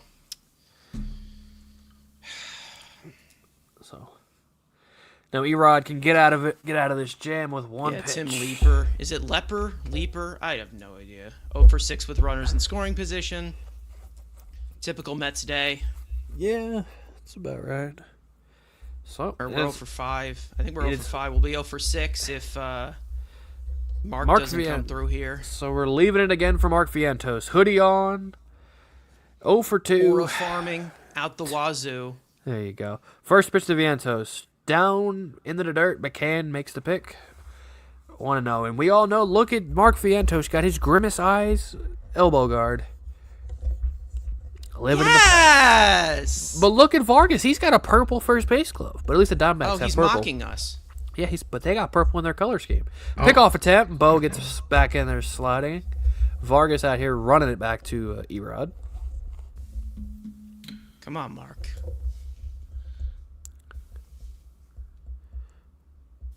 Nobody with a hoodie ever gets a hit. Let's test that theory. Erod sets and fires the 1-0. Swing and a miss at a 91-mile-an-hour fastball. He might Getting- be right. Getting blown by a 91-mile-an-hour fastball. Mark of the season has been productive with runners on scoring position, 5 for 13. 4 ribeye Say that steaks. for most of these guys. He calls his timeout. Think he got a little bit of dust in his eye. He's gonna readjust his bat and gloves as well. No, Nolan, you're not allowed more than 1 run of one. Yes, correct. Pretty much. Correct. Very correct. Erod checks the runner. He's got his sign. The 1-1 pitch. Again, change up or sinker, bottom of the zone. He's ahead of 1-2. Again, Erod is now 1 pitch away from getting out, and the Mets failing with Risp again. Crisp. Erod has his sign, checks on Bo. The 1-2 pitch. Mark takes the changeup in the dirt, 2-2. But we scored more than the U.S. team against this guy, so that's... That is very true. 1 minute left in the second I guess minor period. victories, right? Yeah. Yay! This should be his last inning of work too. Yeah, he's the Should 90th be his pitch. last This will- batter. Yeah. Oh, the 2-2 Mark. pitch. Good take. Good take. Because Simeon kills this. I'm pretty sure Simeon has killed Rodriguez in his career. So Yeah, they showed it earlier. I think it's like 385, I believe.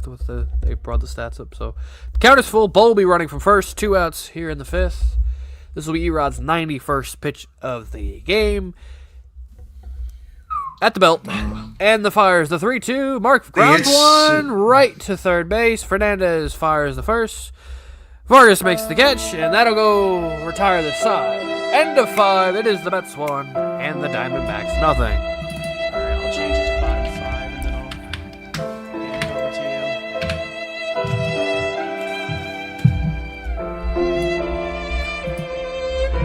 0 for 6 with runners in scoring position.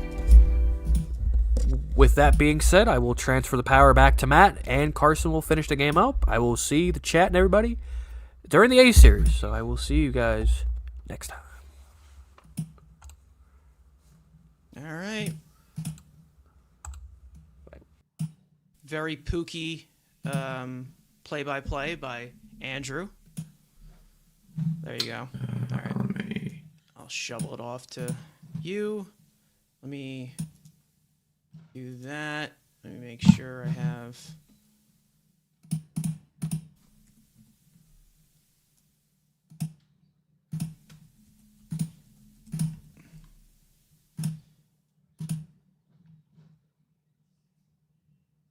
Right. Cool.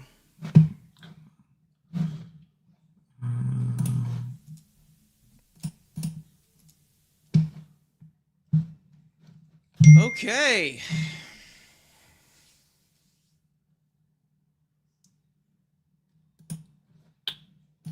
Oh, so you have the same thing as me. Okay, the webcast thing. Yeah. So that makes sense. Can you give me the option to fucking enlarge the screen though? Oh, thank you, Shay. Another 10 pounds from you. Appreciate your support. Thank you for the donation. Yeah, Shay, thank you. Thank you very much. I'm pretty sure that's that translates to a little bit more here in the States as well. So thank you. Really appreciate it. Shout out Shay. They're gonna have to win 1-0. Likely. Bro, can the fucking stream give me the ability to enlarge my screen? It's being a cunt. You can usually if you refresh it. Yeah, I did that before. Wow.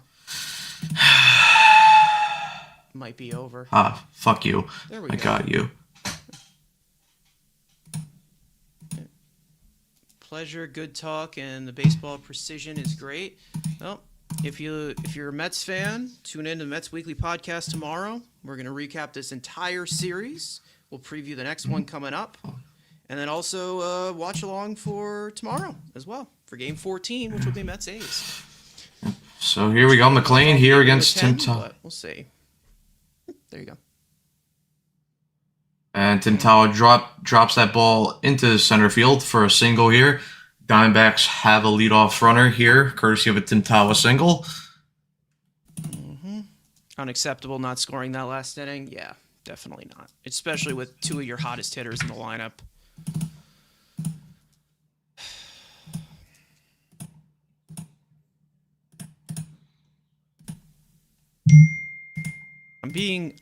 I'm being hopeful that Here's McLean. I'm hopeful that when you get Polanco to 100%, then you get Soto back, that maybe it just boosts things a little bit better situationally, but we'll see. Barossa attempted to get on base there with a bunt, but that bunt is fouled off. So McLean is ahead 0-1. Ooh, a Ride the Lightning reference. Okay, cool.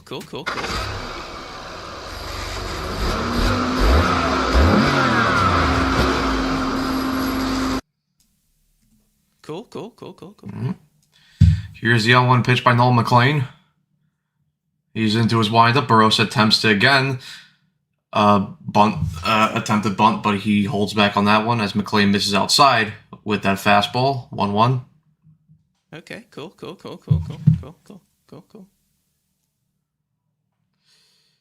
All right. McLean at 72 pitches, about to throw his 73rd. Here's the 1-1. Barossa drops down that bunt, but it's going to go foul again. So the count now at 1-2, and Barossa will probably look to swing the bat here. Maybe he might bunt again. Just Hey, listen, if you've good foul out again and strike out, I ain't gonna complain.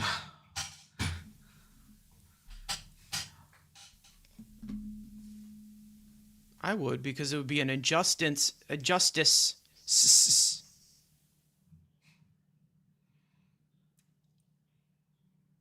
All right. Here's the 1-2 pitch by McLean. And he checks over, but Top was back in safely. So that is one disengagement. Yeah, McNeil will get a tribute. I'm sure he will. And Carson will stand up and clap him. Yes, I will. I mean, I'm going to the final game of the series, but I'm giving him an ovation. Barossa calls time. I'm going to be sitting behind the A's dugout, I believe. So I'm going to get to give Jeff a schmooch.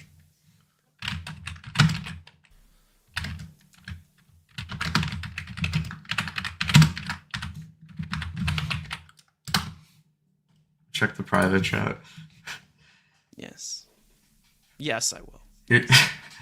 McLean with another throw over to first base, so that is two disengagements. So Tawa now has the ability to steal without, well, technically McLean can still throw over, but if he doesn't get it, it's an automatic balk, and Tawa. Not double play. Right. That's true. Here's the 1-2, and Barossa fouls off that sweeper. Count remains at 1-2. Behind the plate to do it. Got the arm behind the plate to do it. Can we trade for Severino while he's in town?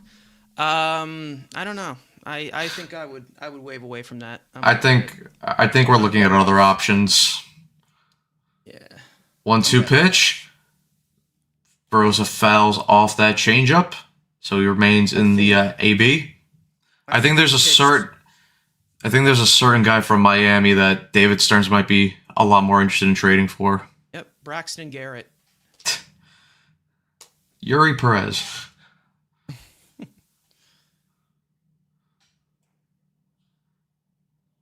All right, McLean back into his windup. Here's the sweeper, and Barossa takes that ball out to center field, but Robert will settle underneath it to record the first out of the inning.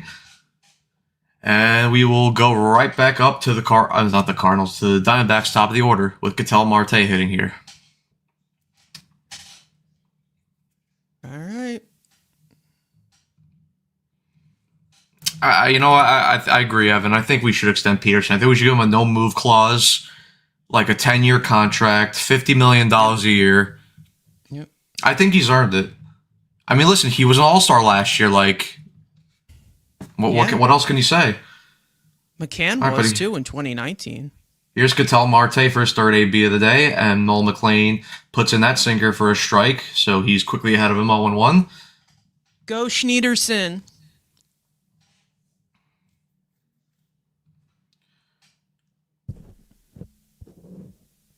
Here's the 0-1 pitch by McLean. Cutter misses high and away. Count back at 1-1. Miami won't be out of it, but they're okay. I like Miami. I think they're a good team. I think they're building a nice young core. But there even has been rumors that even if Miami is in playoff contention, they'll still look to ship off Sandy. So I don't think that's too much of a concern. Changeup misses low inside. Ketel Marte is ahead here, 2-1. I mean, listen. I hope for the Marlins' sake. Not that I want to see them win because they're our division rival, but can they actually decide to keep a core for longer than 3 years? No. And actually build on top. We've been tortured way too much by the Marlins the Marlins and Braves are the two teams I can't stand more than anybody in that division. Nationals, it's always half and half with us. Phillies, we always beat up on, or at least recent we have. I can't stand the Marlins. They they drive the ever living fuck out of me.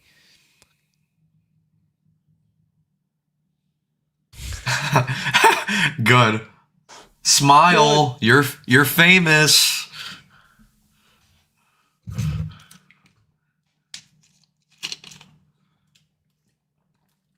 Please tell me it got hacked by someone who's like the opposite of him. Please tell me. The 2-2 pitch by McLean, and Ketel Marte fouls off that ball into the dirt. So count still stays at 2-2. McLean currently had 81 pitches. So, you know, if he could get a double play here, you probably see him start the 7th inning. But if his count gets probably into the high 90s, you probably imagine that this will be his last inning of work. But the good thing for the Mets is because Minaya decided to kill the rest of the innings yesterday, they have a fresh bullpen for today's finale. They do. All right, here's the 2-2 pitch by McLean again. Beautiful sweeper. Gets the bottom part of the zone. Marte's going to challenge that, but I think that just caught enough of the bottom part of the corner. So that's going to remain a strikeout here by McLean. And yes, it does. So the Diamondbacks are out of challenges, and that's a strikeout for Noel McLean. 2 outs here in the top of the 6th. That was cute. That is McLean's 6th strikeout. Yeah. Well, Doug, you want the full name there.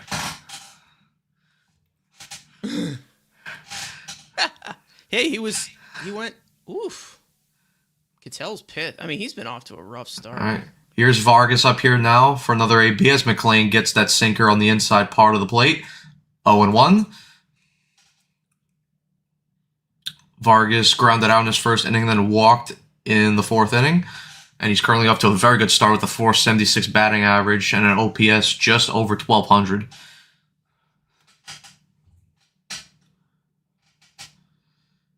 The 0-1 pitch by McLean. Sweet, beautiful sweeper there. Gets Vargas swinging over the top of it. And just like that, McLean is quickly ahead of him 0-2. I mean, that's sexy. That's that is so sexy. stupid, bro. That is so stupid. That is sexy. All right. Here's McLean with the 0-2 pitch. The delivery. Beautiful sinker. Catches the bottom part of the inside part of the plate. And Nolan McLean with back-to-back strikeouts here on Ketel Marte and Ildemaro Vargas to end the inning. Just two beautiful pitches there by McLean. First, that sweeper to get Vargas swinging over the top of that, and then gets that sinker on the bottom part of the zone to just freeze him there for his 2nd strikeout of the inning and 7th strikeout of the ball game. And McLean, I believe, now sits at 84, 85 pitches. So if I'm Carlos Mendoza, I'm letting him start the top of the 7th. Especially after those last 2 pitches. Oh my god. His hair is just giving. It's giving ace. His hair's giving. Yeah, wow. Holy shit, nasty. Damn. Wow. I need to buy a McLean jersey. Oh god, man. That's disgusting, man. Disgusting.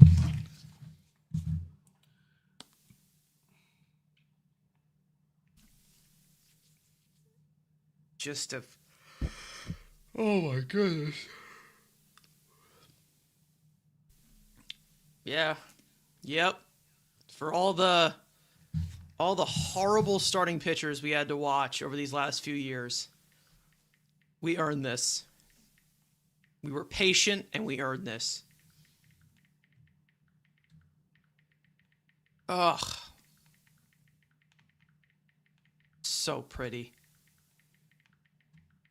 You would think Eduardo Rodriguez would be out of the game, right? He should be. I mean, he's at 91 pitches. Yeah. Aaron Simeon has killed him in his career. You'd think, right? They get somebody warmed up. I don't know.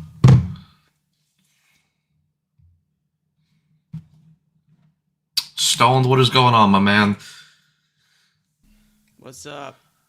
Alright, yep. Vientos made the last out, so it would be Semien, Alvarez, and Beatty to hit here for the Mets in the bottom part of the 6th. And let's see if they're going to cut to the mound, which they will in a second. But let's see. Nope, Eduardo Rodriguez is still out there at 91 pitches. So his first pitch is a curveball. gets into the zone there, so he's ahead of Semien here, over 1. Semien 1 for 2 in this game, a strike on the second inning, and singled in the fourth. Rodriguez into his windup. The pitch misses down low. Count back to 1-1.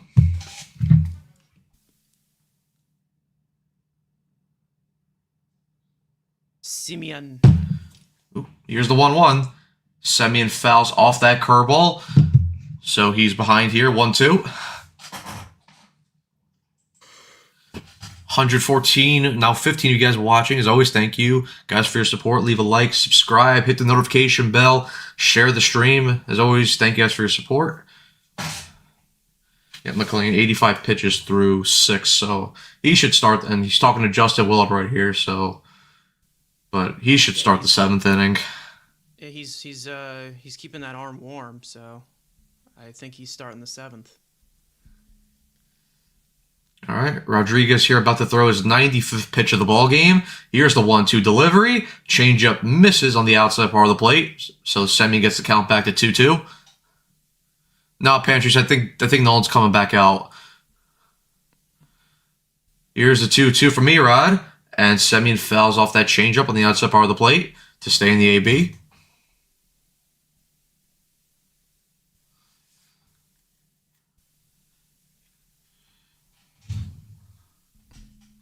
McLean drinking smart water because he's smart. The 2-2 pitch, and Semien takes that ball to the outside, but the right fielder gets underneath it to record the first out of the inning. So 1 away here for the Mets in the bottom part of the 6th. And that is Barros out in right field. I guess so. Wow. Here's Alvarez here now up to face Rodriguez. Quite a leash here in April. 2 Venezuelans matching up against each other here in this AB. Could be teammates in the WBC next time. You never know. Here's the first pitch, and Alvarez hits that ball out to second base, fielded cleanly by Marte, over to first base. That is 2 outs.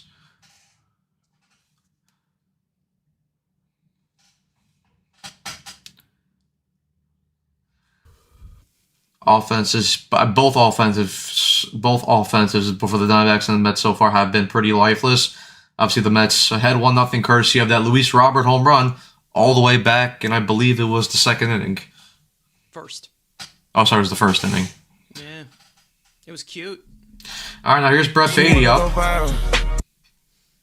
1 for 2 in this ball game. Had a single back in the 2nd inning. Here's the 0 pitch. Takes that pitch on the outside part of the plate for a strike. So Rodriguez is ahead 0-1. Taylor Clark here warming up in the Diamondbacks bullpen. Here's the 0-1. Changeup misses in the dirt, 1-1. And that was Rodriguez's 100th pitch of the ball game. Wow. Way to ride the lightning arm with the Ford. Wow. Here's the 1-1 to Beatty. Curveball gets the outside part of the plate. 1-2. Good pitch there by Rodriguez. Beatty behind here. 1-2. Now here's the 1-2 pitch. And Beatty hits that ball into the dirt. Fielded cleanly by the first baseman. Takes it over to first.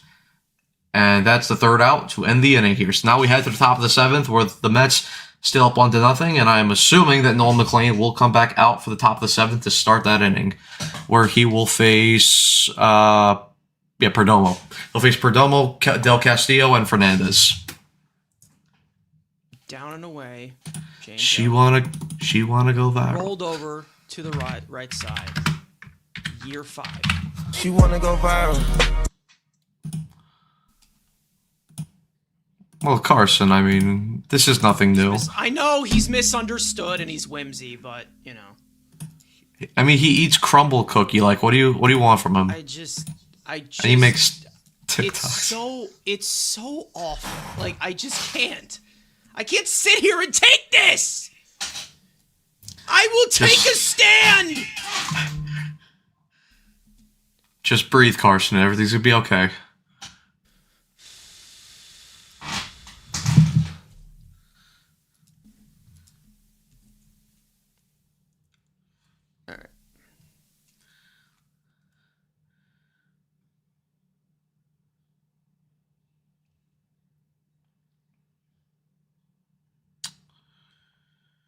And yep, it's looking like here on the app and not showing any pitching change. So as of right now, it looks like McLean's going to stay out there, which he rightfully should because so far he's been dominant through 6 innings.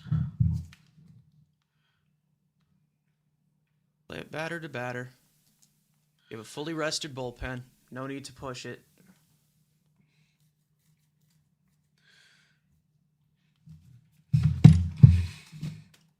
And McLean's bullpen, I mean, not his bullpen, his command has been a lot better today. Not as many full count opportunities to the batters he's facing.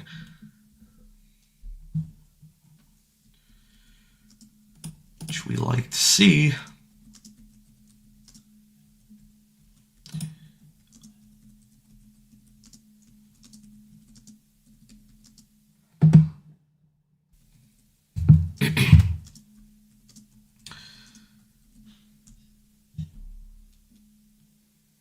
All right, and yep, just as we confirm it, McLean is back out here for the top of the 7th. He will face Perdomo here, who leads off for the Diamondbacks. Here's the 0-0 pitch. Sweeper misses high and away. Count is 1-0 to Perdomo. Perdomo so far 0 for 2 in this game, grounded out back in the first inning and hit into a double play in the 4th. But can he mew like Brett Beatty? Can Luzardo mew like Brett Beatty?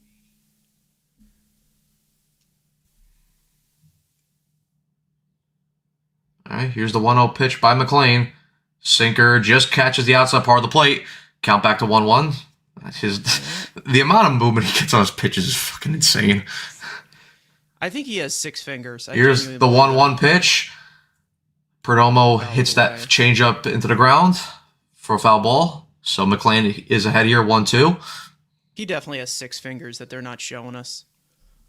Like, here's the 1-2 pitch by McLean. Fastball misses just inside. Count back to 2-2. All right, McLean here about to throw his 90th pitch of the ball game. Here's the 2-2.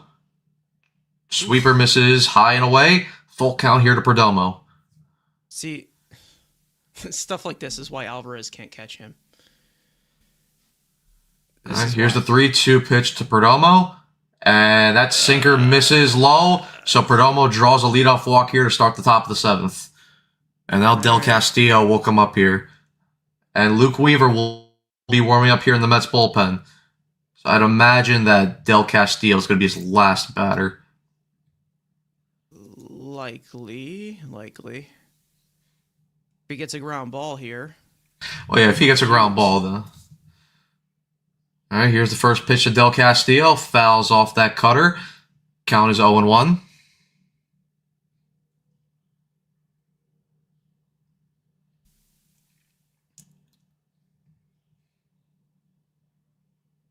Del Castillo 0 for 2 in this ball game. The pitch gets just away, but Torrens is able to hold it up. But nope, Perdomo stays at first. Do you see how quick he got to that that's ball? one. That's one. If Alvarez is behind the plate, Perdomo's at second base. Do you see how quick he got to that ball? Like, the difference. It's like I get it. It's a young kid. Here's the 24. 1-1 pitch. Jesus Christ. Sinker gets the bottom part of the zone, so McLean ahead here 1-2. McLean here about to throw his 95th pitch of the ball game. He's ahead 1-2 here to Del Castillo.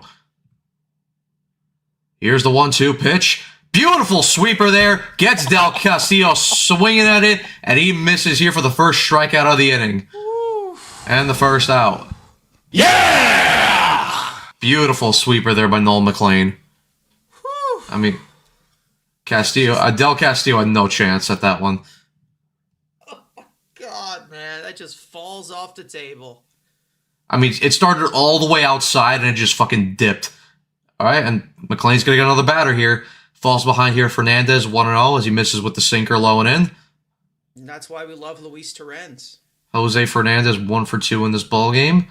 Had a double back early in the earlier part of this ball game. The 1-0 pitch, sweeper misses low. Fernandez ahead 2-0. Fernandez, no relation to the late pitcher, Rest in peace as always. who could have been something special. The 2-0 pitch. Beautiful sinker there. Fernandez nowhere near that sinker. McClain gets the count back to 2-1. This is so beautiful.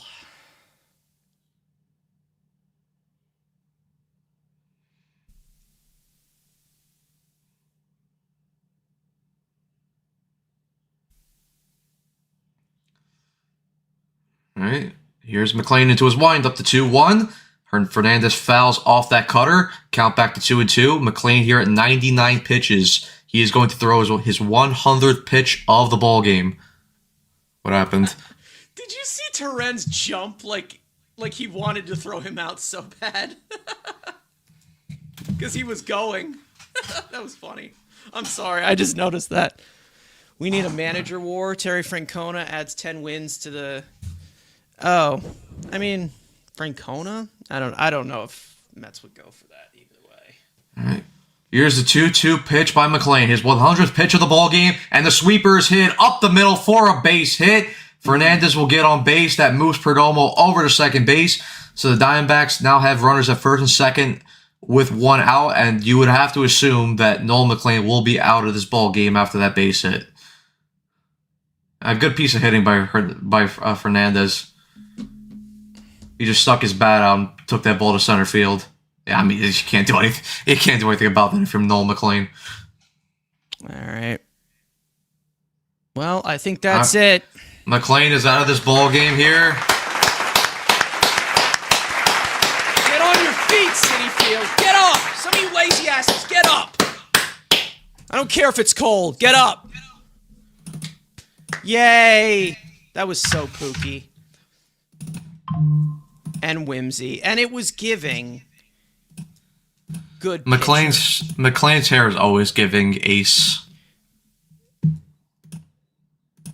6 1/3 innings pitched. He's responsible for the 2 base runners. So we'll see what happens there. But 3 hits, 2 walks, 8 strikeouts. He's going to leave with what, 99 pitches? Is that what it is?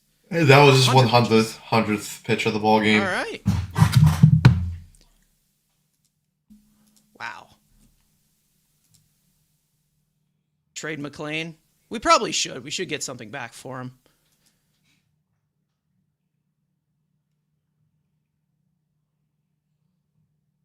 Unfortunately, he gave up 3 runs in the WBC, so he's obviously his career's done. He's washed.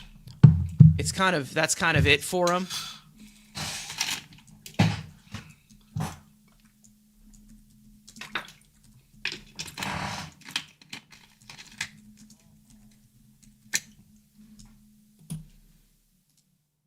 Unless they lose.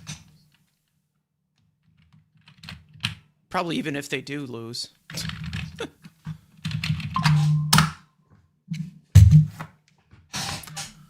Yeah! Very DeGrom-like game. Say what you want about DeGrom, but he wasn't spinning the ball like that. Jesus. No. But DeGrom, and not that I want to fucking I don't want to, because I was thinking about this at work. Not that I want to compare McClain to DeGrom, because it's unfair on him, even though he has the potential to be one of the best pitchers in baseball. But it's crazy how DeGrom was so dominant that he really only had to use 2 pitches to get to cut up opposing lineups. I mean, that's how. Here. Gabriel Moreno is going to come in for James McChicken shit. That's how dominant his stuff was. When you only have to use 2 pitches to cut up lineups, like, yeah, you're special. And he had a changeup and a curveball, barely used it. Yeah. Unfortunately, that was his downfall as well, but because fucking airing him out. But at least here's Luke Weaver. Healthy median now. Not as dominant. Here's the first pitch to Moreno. Fastball misses high and away. 1-0 count here to Moreno. Come on, Daydream Weaver. Come on.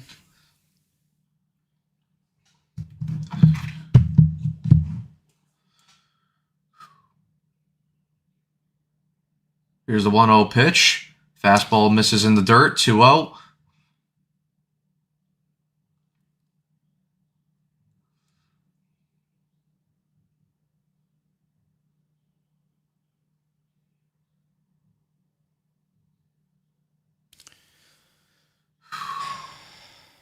Good old DeGrom treatment here. Here's the 2-0 pitch. Beautiful changeup there by Luke Weaver. Gets Moreno to swing over the top of it to get the count back 2-1.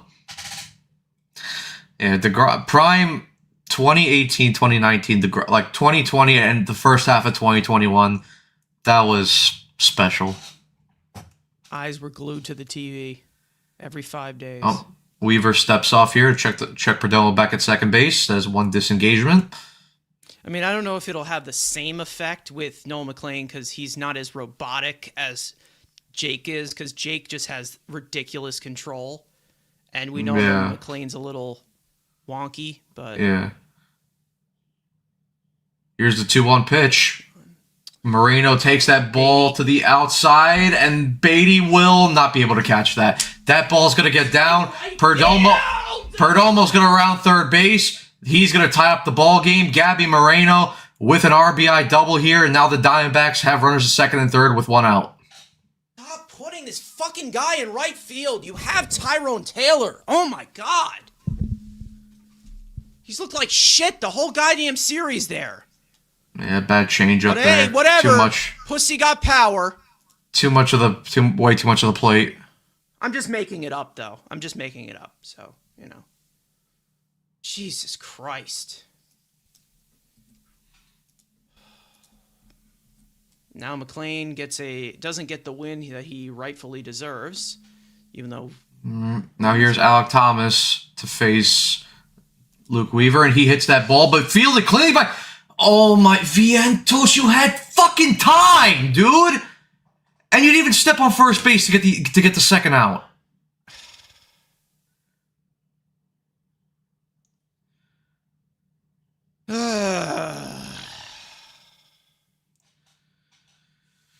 You had time to make the fucking throw at first base, and you overrushed it. Or at the very most, step on first base and get the second out. Why? Like, why? Why are we rushing that throw? Like, why?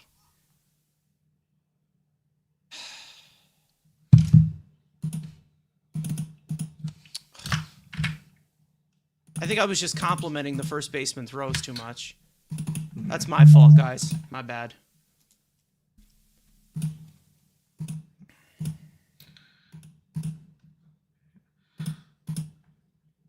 And I don't want to hear any fucking Pete Alonso lovers either, because he fucks up that throw too. He probably fucking makes it Yeah, worse. that goes to the backstop if it's Cheeto Bear.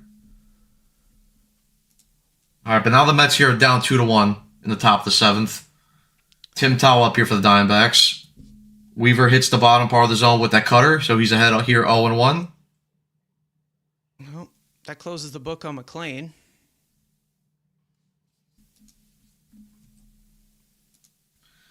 It's not run prevention. It's the offense has to be way better. You got 1 run through 6. That's not good enough. Yeah, I don't want to. Yeah, no.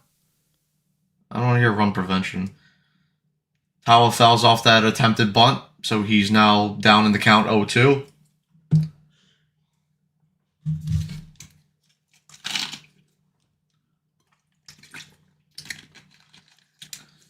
Towel is 1 for 2 in this ball game.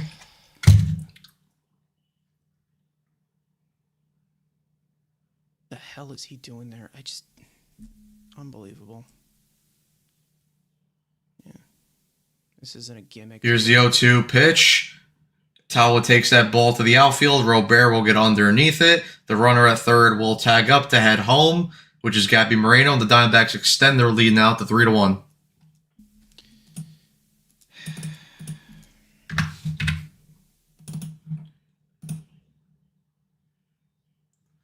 And if Vientos stepped on first base, would have been inning over, only down 2-1.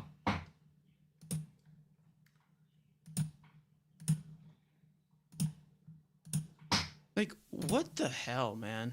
Like,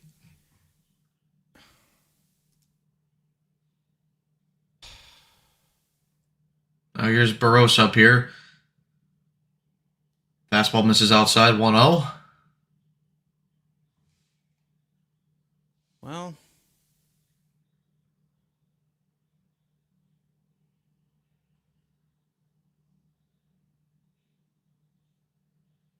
1-0 pitch misses high and away with that changeup. 2-0. Is that Beatty in left field? No, Beatty's in right field, which makes absolutely no sense. So, because he has the weakest arm out of almost anybody on this team, which makes no sense. 2-0 pitch, and also- Barossa swings and misses through that high fastball. Count 2-1 now. Just ridiculous, man. It's just ridiculous. It's a gimmick. It's genuinely a gimmick. But why listen to me? Here's the 2-1 pitch from Weaver, and Barossa hits that ball down the And he's line gonna for a take forever base to get hit. to that. Thomas is going to round second. It looks like he's going to round third base. He's going to come around to score. Marcus Semien with the throw. Home is not in time, and the Diamondbacks extend their lead now to 4-1. Legitimate liability. Actual liability. Fucking garbage.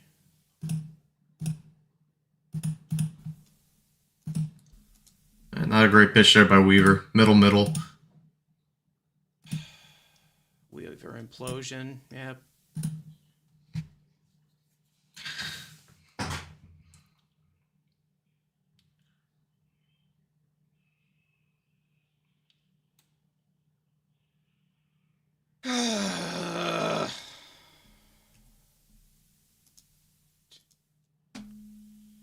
Trade Nimmo because he looks like a galloping horse in left field, but then you just add Nimmo into right field. Like, that makes so much sense. Here's the L1 pitch. Fastball misses. Hits the outside part of the plate, low and away.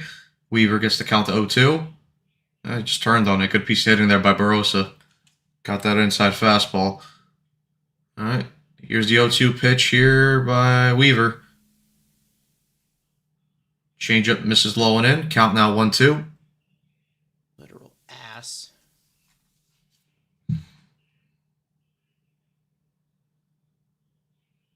Ridiculous.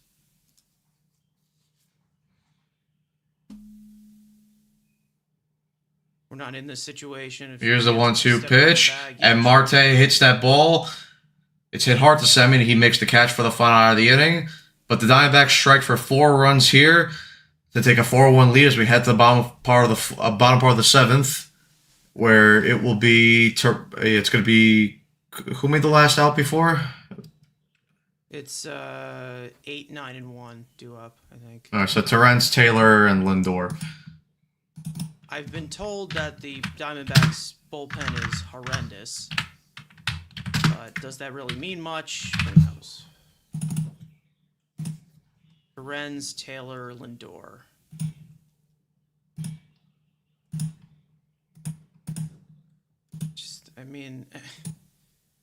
Catch the ball in right field, which was catchable.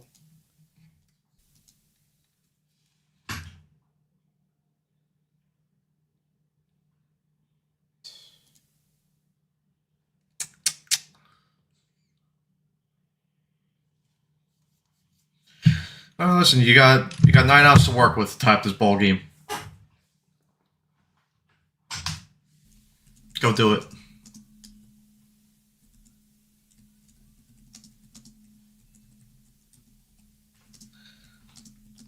And look, obviously Weaver wasn't great, but you can't really blame. I mean, again, you can give Weaver some blame, but when the offense through 6 innings only has 5 hits, 1 run, and then your defense in Brett Beatty just can't track a ball in right field, and Vientos decides to just not step on first base and then rush the throw. Listen, and for guys like Weaver and stuff, like Weaver has been so good to start the year. He was gonna have one bad outing out of the bullpen. It fucking happens to everybody. The rest of the guys gotta step up now and get the runs back. That's just how it is.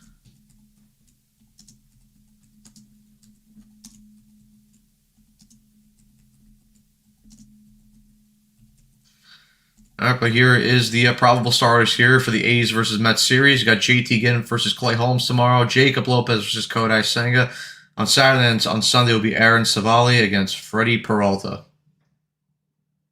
Vientos isn't a first baseman. I think Vientos has looked fine at first base. I don't know, man. I really don't know. They just ride out the fucking service time, I guess. All right, here's Taylor Taylor Clark's Clark now. Clark in 6 games so far for the Diamondbacks, a 6.35 ERA. In 5 2/3 innings of work, he's given up 5 hits and multiple runs. I want to put him at second, whatever. But you have a guy who doesn't miss games at second base. So how does that make sense? Put him at first? Maybe. Sure. Stop putting him in the fucking outfield. Before anybody tells me he's a high school pitcher, shove it straight up your ass. One of the weakest arms on the team. Stupid. All right, here's the first pitch to Torrens. Fastball clips the outside part of the plate. He's ahead 0-1. Gabby Moreno now into catch here for the Diamondbacks. Of course, he pinched hit for James McCann in the last inning. Slider misses low and away. Count now 1-1.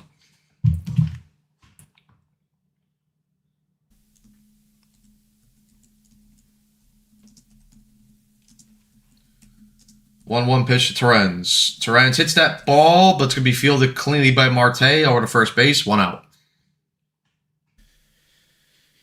Jared Young's going to pinch hit for Tyrone Taylor.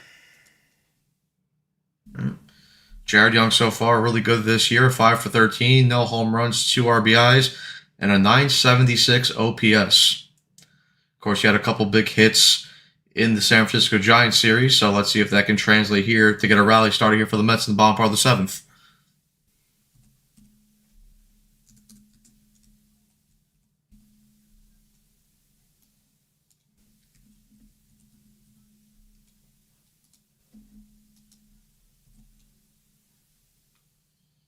Here's the 0 pitch. And Jared Young swings, and that's fielded cleanly by the first baseman over to first. Steps on first for the second out of the inning. I don't know why we're first pitch swinging there, but okay.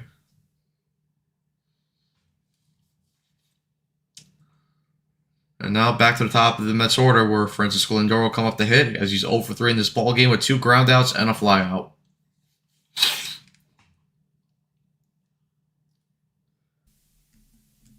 And Luis Garcia will come up because the classic Mendoza punt has officially started. Who's up? Garcia. Oh.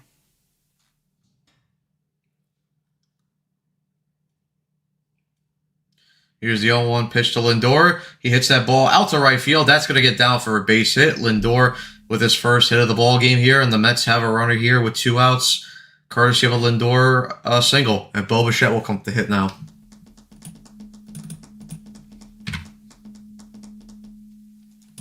Your guy sucks. Don't even start. Your guy sucks. He's terrible. Fucking 400 BABIP with still below league average production. All right, now here's Bo Bichette, and the slider catches the inside part of the zone for a strike. Clark here had a Bichette here. 0-1. It's a gimmick. Even you can agree, Ibby, it's a gimmick. Stop putting this fucking guy in right field. Fucking Lucas Duda. Here's the 0-1 pitch. Ridiculous. Bichette fouls off that fastball. 0-2.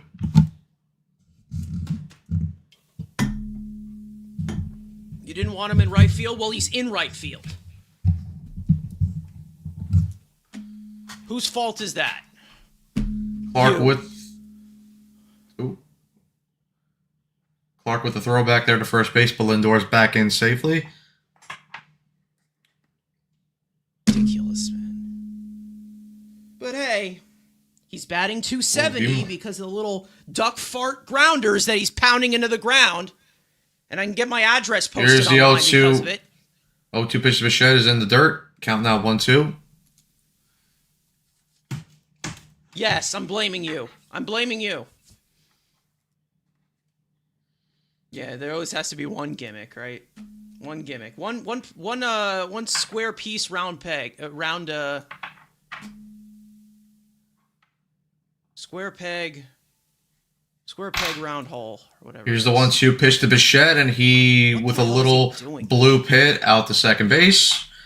Thrower to first base, 3 outs. So This lineup Lindor there with a single here in the 7th inning, but Bichette grounds out. So no runs come across. We now head to the top of the 8th where the Diamondbacks are up 4-1. Unbelievable, man. Hey, but remember when people said that Soto was a problem? Yeah. Well, he is the problem. Yeah. We didn't need him. Because, you know, that 3-game winning streak in San Francisco against a horrible team. Stupid, man. This is just dumb. Not going to have to worry about it. Bichette's going to be fine. Bichette will be fine.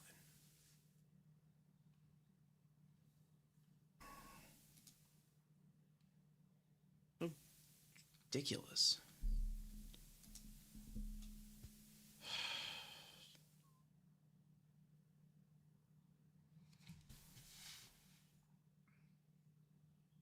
Listen, I'd love to sit here and blame Mendoza for like, oh, you can't win with 1 run on the board. You can't.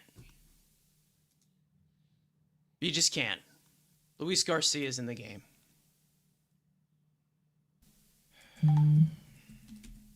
Ridiculous, man.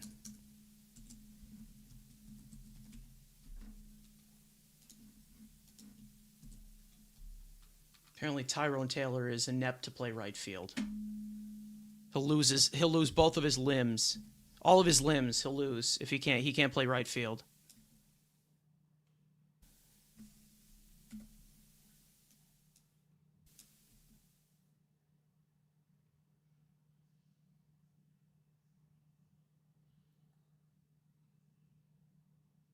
Ask me to stop talking about the same thing over and over again. And stop doing the same thing over and over again. How about that?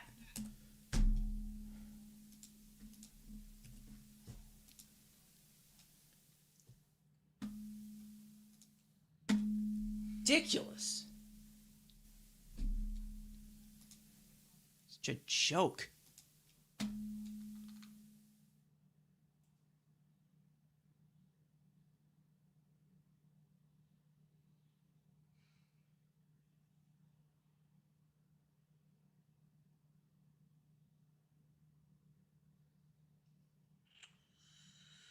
All right, well, we're here for the top of the 8th. Luis Garcia is in to face the Diamondbacks batting order as he misses high and away with the first pitch, 1-0. He's facing Ildemaro Vargas here. The 1-0 pitch is taken out to right field. That ball's going to get down. It's going to get into the corner for another base hit. Vargas will take the turn and round first base, and he'll head into second base with a stand-up double. Look at Brett Beatty in right field. La la la. She wanna go viral.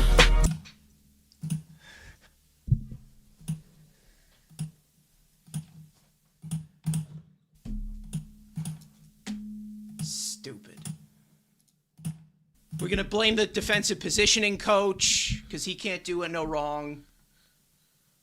All right, here's Perdomo now to face Garcia. Garcia gets that sinker to hit the inside part of the plate low as he gets ahead 0-1. Jared Young now in left field as he pinched hit for Tyrone Taylor in the bottom part of the 7th.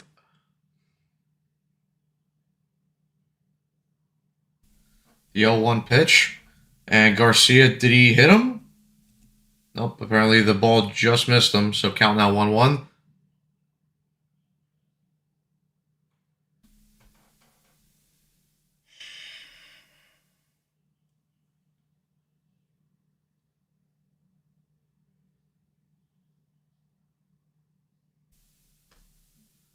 Here's the 1-1 pitch. Garcia misses with that sinker in the dirt, so Perdomo's ahead of your 2-1.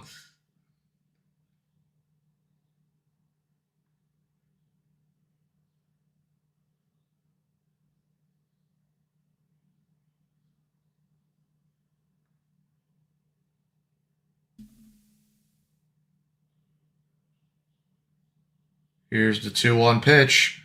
Sinker again, misses inside, so Garcia falls behind Perdomo 3-1.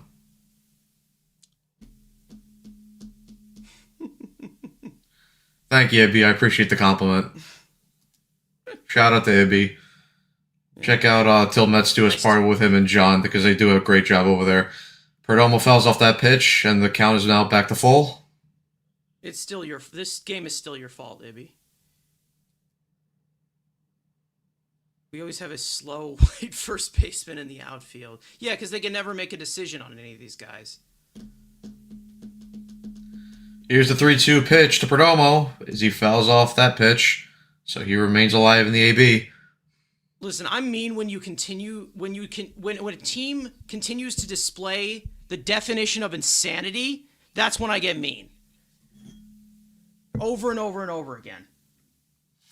All right, here we go. Garcia's into his windup with the 3-2 pitch, and that pitch misses outside for ball 4. Garcia walks Perdomo here, and the Diamondbacks have runners at first and second base with no outs. I'm just mad in general, and I can't.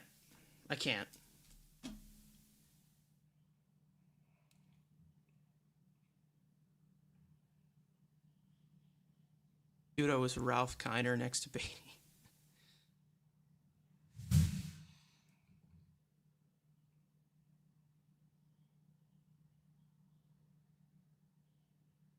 All right, here's Del Castillo now up. Garcia gets ahead of him with that sinker, 0-1.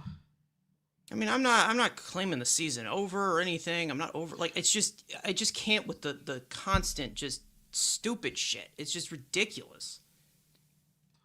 The 0-1 pitch here misses inside, 1-1. Pull up Mauricio to just be stapled to the bench. Be short on an outfielder when you have Melendez in the minor leagues. I don't get it. Here's the 1-1 pitch. That pitch misses low and away, 2-1.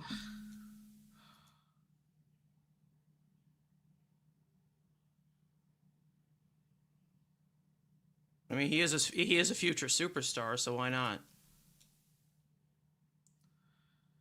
2-1 pitch here by Garcia. Del Castillo fouls off that inside sinker to get the count back to 2-2. It's just because of this stupid fucking 279 batting average he has. This is literally why people are hanging on to this shit.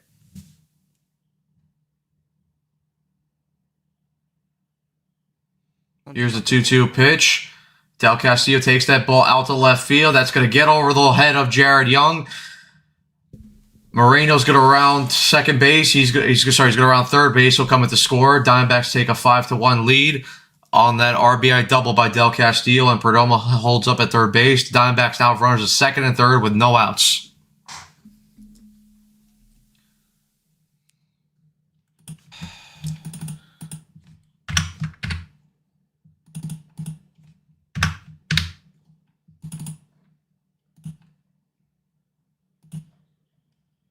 How many more times do we have to see Garcia get shelled? Until somebody else gets healthy, I'd say. Which, we'll see.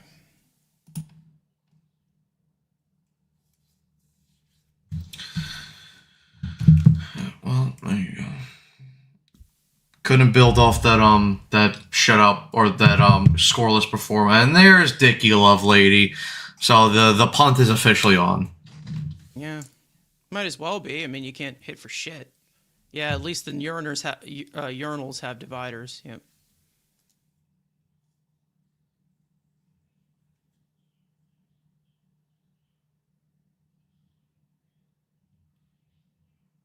I don't understand. We have so many holes. I mean, we're not completely healthy right now, but it's just like it's just the dumb shit where you have the depth and you're still doing experiments like this.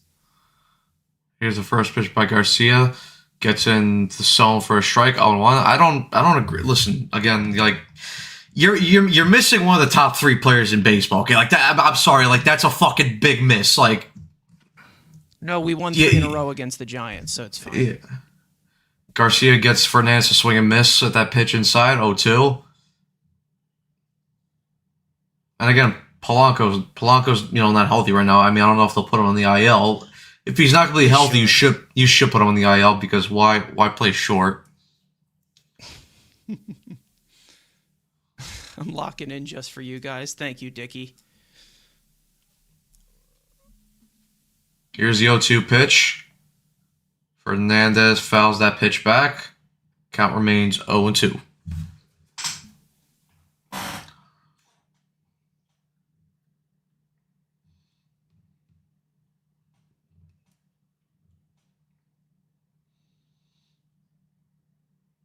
Here's the 0-2 pitch. Changeup misses inside. 1-2.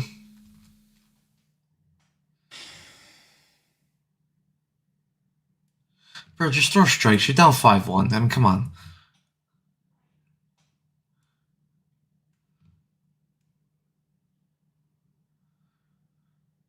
Here's the 1-2 pitch. And Fernandez hits that ball into the ground. Fielded clean by Bichette. Over to first. 1 out, but another run does come in on the fielder's choice. So the Diamondbacks now lead 6-1 in the top of the 8th.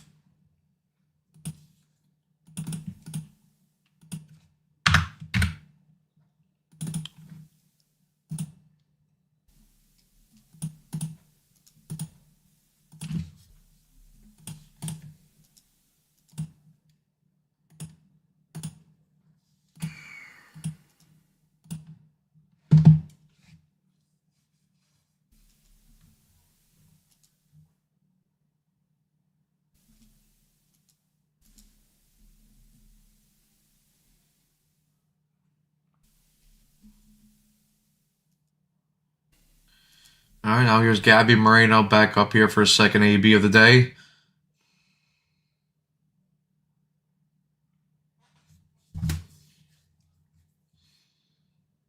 Here's the first pitch. Sinker misses low, but the Diamondbacks don't have any more challenges, so the umpire's strike call is upheld. So 0-1.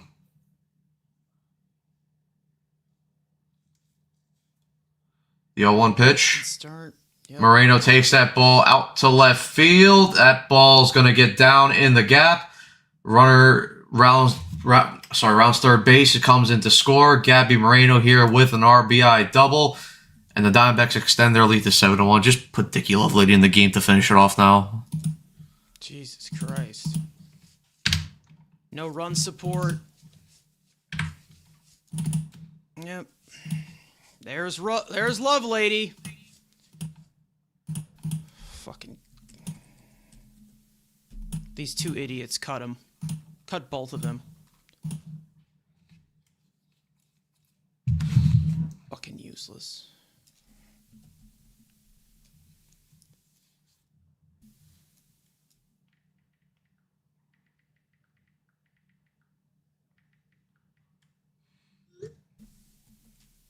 At least we can burn a bullpen spot, you know, with this guy. I don't know how long the hell that fucking leash is gonna be. I hope it's short.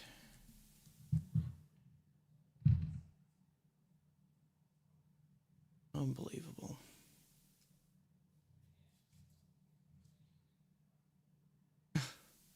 Do I keep this game on or? My mom actually likes that show, The Pit.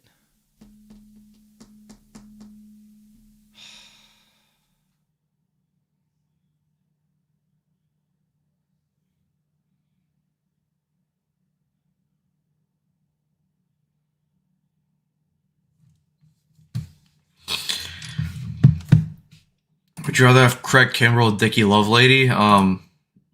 Can I go option Double C? homicide? Neither. Double homicide?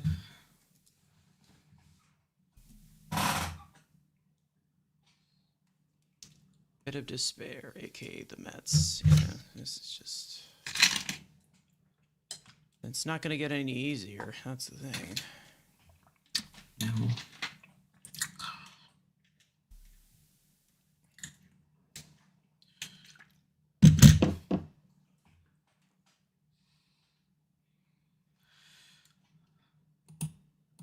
It's David Peterson and Beatty's fault. Yep.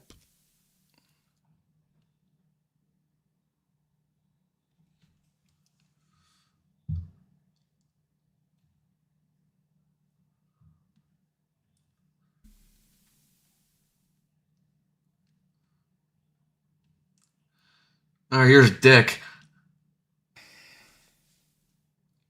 Starts off Alec Thomas with a strike. He's ahead 0-1. We just know he's going to continue to drag this on and on. Here's the and on. 0-1. Ground balls fielded clean by Viento. Steps on first base. 2 outs.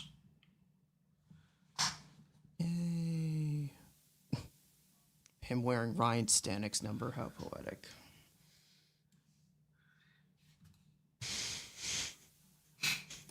Thank you, Abby.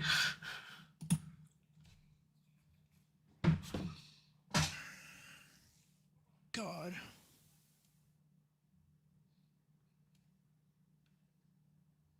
Here's the 0-0 pitch. Dick gets Tim Towers swinging at that slider. So he's ahead of the count 0-1. The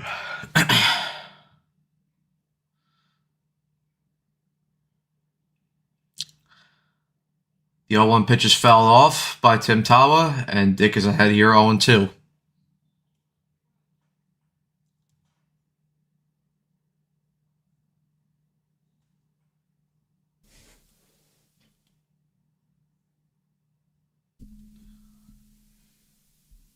Here's the 0-2 pitch.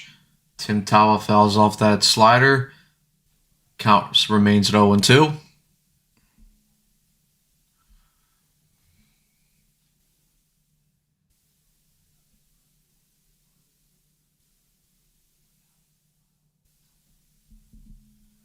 Now here's the 0-2 pitch. Dickie Lovelady freezes Tim Tawa there on that called strike on the fastball on the inside part of the plate. Strike 3.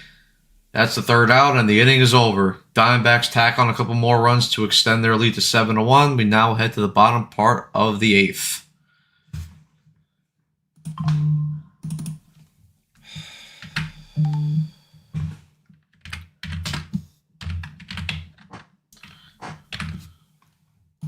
No words. None.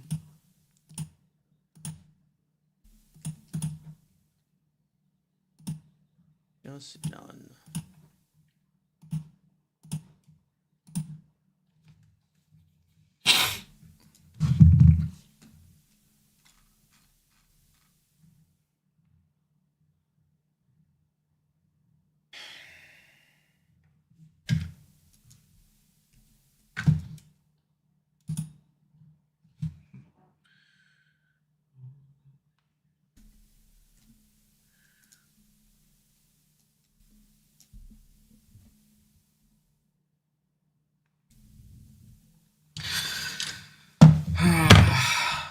I could really use a certain song right now to cheer me up.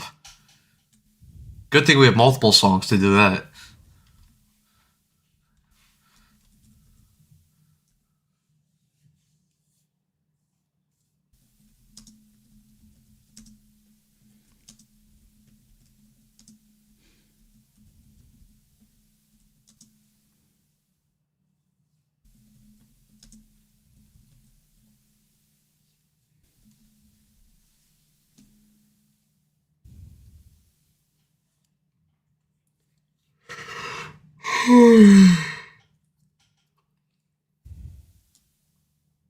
Taylor Rashi comes in.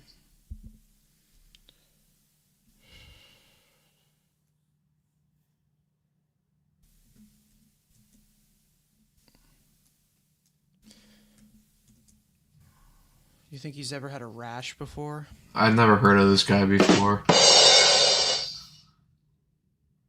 Sorry. Is he related? Is he like Taylor Radish's like long lost like stepbrother or something?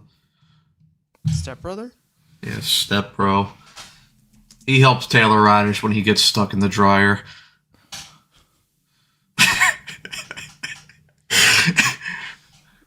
Hey, listen, it's laying the game to down 7-1.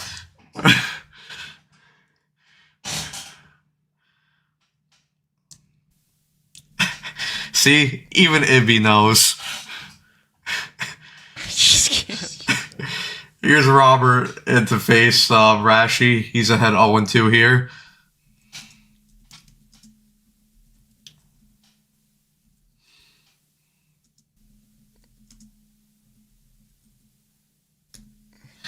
The 0-2 pitch to Robert. Holds up on that slider way outside. Count now to 1-2.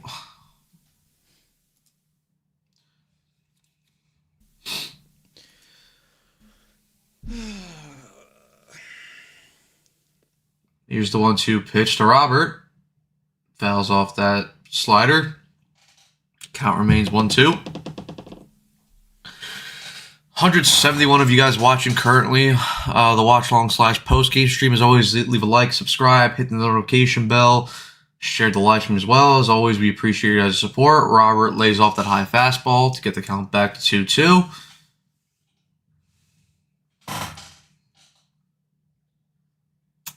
Make sure you guys watch out for the Mets Weekly podcast, which drops tomorrow, as Robert swings and misses at that outside slider for the first out of the inning. But as I said before, watch out for tomorrow for the Mets Weekly podcast. Both Andrew and Carson will be recording that, and they'll be breaking down this Diamondbacks series, and there's certainly a lot to talk about. Yep. Be around 5 o'clock-ish. Here's the 0-0 pitch to Vientos. Fouls off that fastball. Rashi gets ahead 0-1. Oh boy, Dickie Lovelady and his pet rock are in the comments section. Here's the 0-1 pitch. Vientos swings and misses over that changeup. So Rashi's quickly ahead 0-2.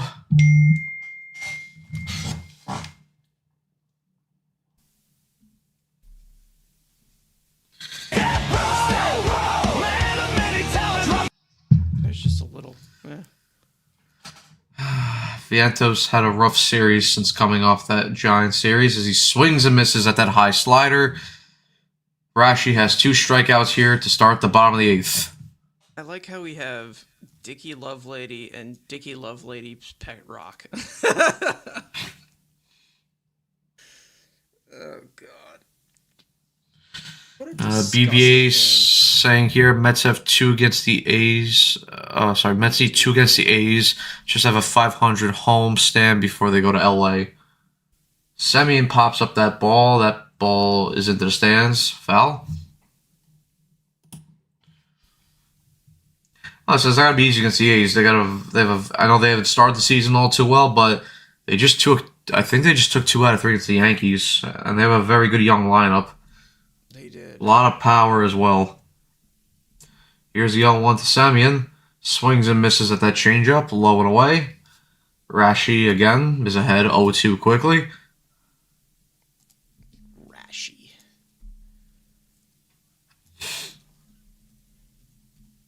Here's the 0-2 pitch. Semien holds off on that changeup in the dirt. 1-2.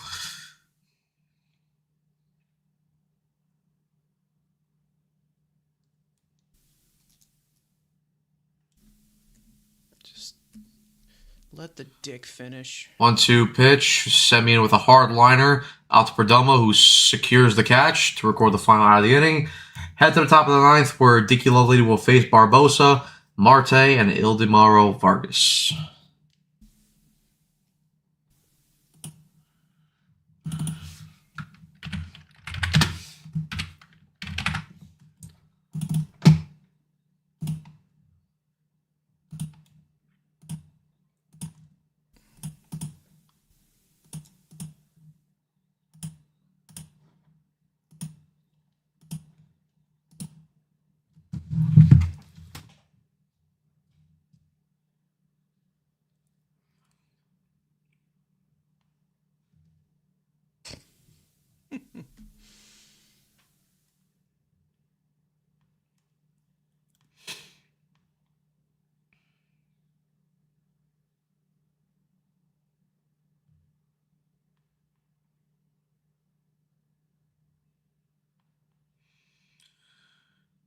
Well, at least Christian Scott had a good outing today for Syracuse. 5 innings, no earned runs, 7 Ks, 1 walk against the Buffalo Bison. So they're going to need one of those young arms. I mean, it's April. But Right. It's April and they're going to be 7-6. Like, that's probably not. He probably gets another year. It's April, and they're just gonna be 7-6. Let's chill. That they're gonna. I think it's gonna be it's gonna be Mendoza. If they start struggling, Mendoza's gonna go. Mendoza will be gone. Then it's probably another year for Stearns. I don't know. We'll see.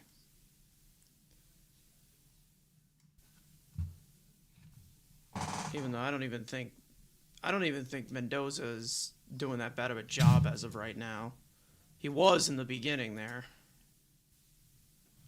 You can't if you can't score runs. I mean, I don't know what the hell to do. I don't know what the hell to tell you.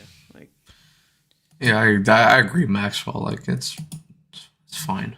Again, like, do they have to improve their play? 100%, absolutely. But it's April. A lot of the top contenders going to this year, they've actually had a lot of slow starts. Again, that's not to make excuses because you shouldn't be looking at what other teams are doing. But a lot of teams have started slow so far. it's a lot. It's a long season, but And again, they're missing the third best hitter in Major League Baseball. who's a cancer and doesn't want to be here and misses Aaron Judge.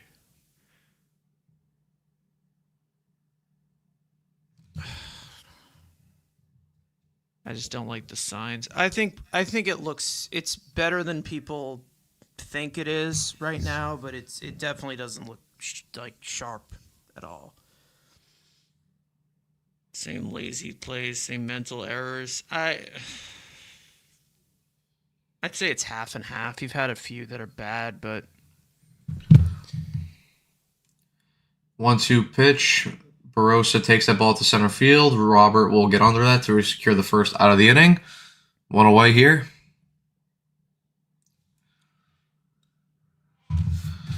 No, yeah, Maxwell, I agree. That I think overall that's where the biggest frustration comes with this game because you got such a dominant start out of McLean, especially after the shit show that David Peterson gave you last night, to the point where it's like, okay, like, let's win this ball game now.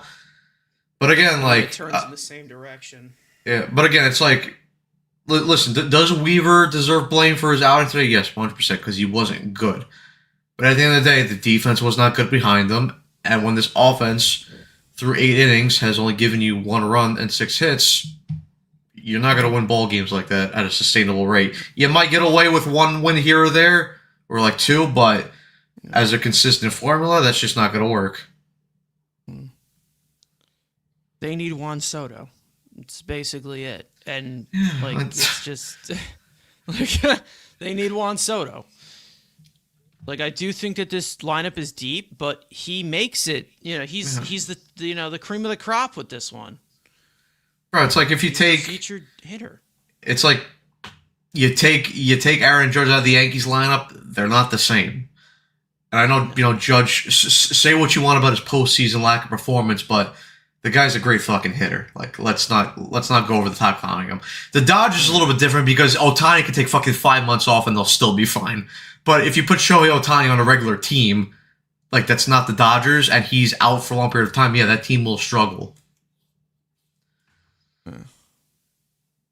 Again, it's not to make excuses, but it's fucking true. It's the truth. The jumps he is getting on these balls. Oh my god, it's an eyesore. 2 outs here in the top of the ninth. Ildemaro Vargas is now up here. First. Like, those are shortstops that can play infield positions, but putting this fucking guy in right field or yeah, but Carson, he just wants to go viral, man. yeah. Yellow pitch, Lovelady with that strike in to get ahead 0-1.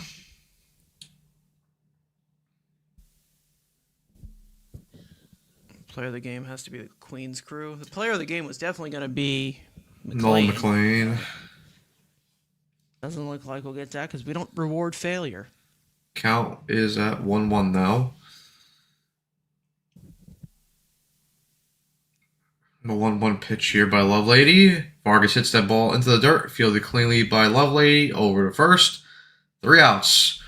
So we had the bottom part of the ninth. I don't know why Dickie Lovelady just celebrated like he just got fucking 3 outs in the World Series, but okay, sure, man, go off. we head to the bottom part of the ninth, where the Mets will look to stage some sort of rally to make this game close, but probably the Diamondbacks will hold on to win this ball game, but we'll see, because anything can happen in baseball. Like, what was bro screaming at? I don't know. Like, you actually thought you did something? I don't know. Maybe he had like a parlay to where he has had a clean inning, and he was happy that he hit that leg of the parlay. Yes, I did it. What is bro screaming at? I don't know. That actually just pissed me off. I'm not gonna lie. I don't know.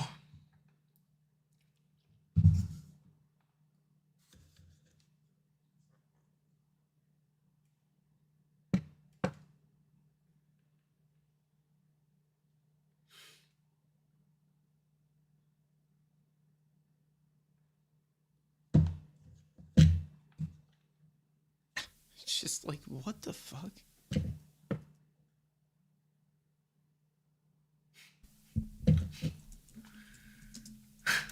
Yeah. Take that, Diamondbacks. I just shut you down.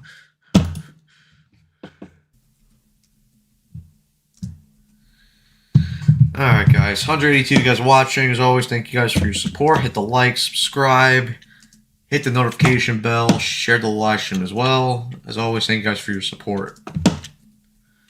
Because as soon as the 3 outs are recorded here in the bottom part of the ninth inning, we'll quickly transition the show, go into a 9-minute break, and set up the post-game show. So be prepared for that, guys, because definitely a lot to talk about here on the post-game show. All right, but here's Francisco Alvarez here, 0 for 3 in this ball game, as he will lead off here.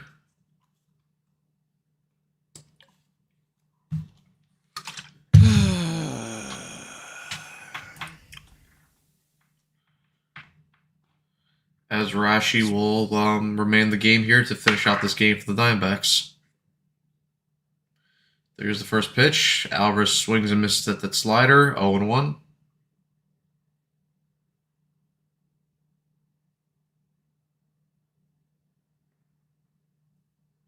Here's the 0-1. Alvarez hits that ball into the dirt. Fielded cleanly by the third baseman over to first. 1 out. And now, I don't want to even say his name, but he's up to hit. She wanna go viral.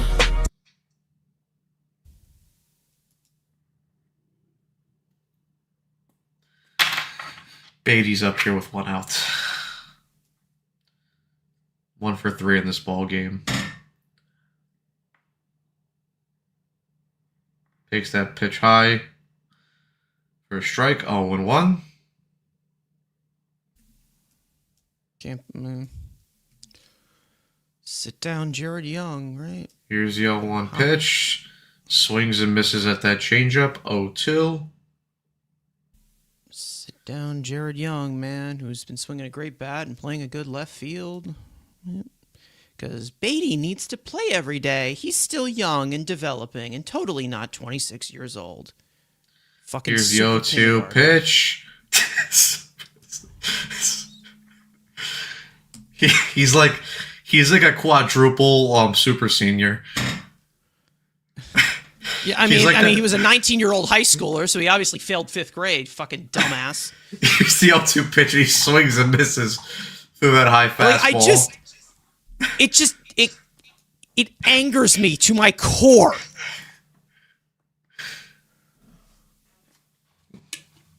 Failing 5th grade.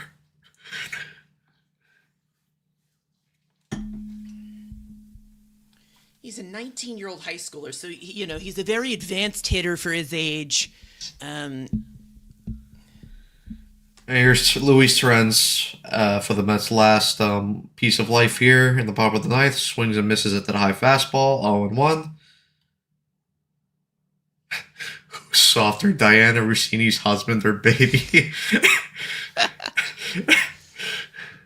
That's hilarious. Torrens hits that ball, fielded cleanly by Perdomo. over to first base, and that is the ball game. So the Diamondbacks defeat the Mets here 7-1 as they take the finale of this 3-game set, and the Mets drop their second series of the season as they fall to 7-6. The Mets will start their 3-game set tomorrow against the A's, where Clay Holmes will take the mound for the Mets to try to get back on winning ways here. But guys, as the sad music plays out, we will transition into the post-game show. So as always, we will go into a 9-minute break, and we will be right back. So see you guys soon.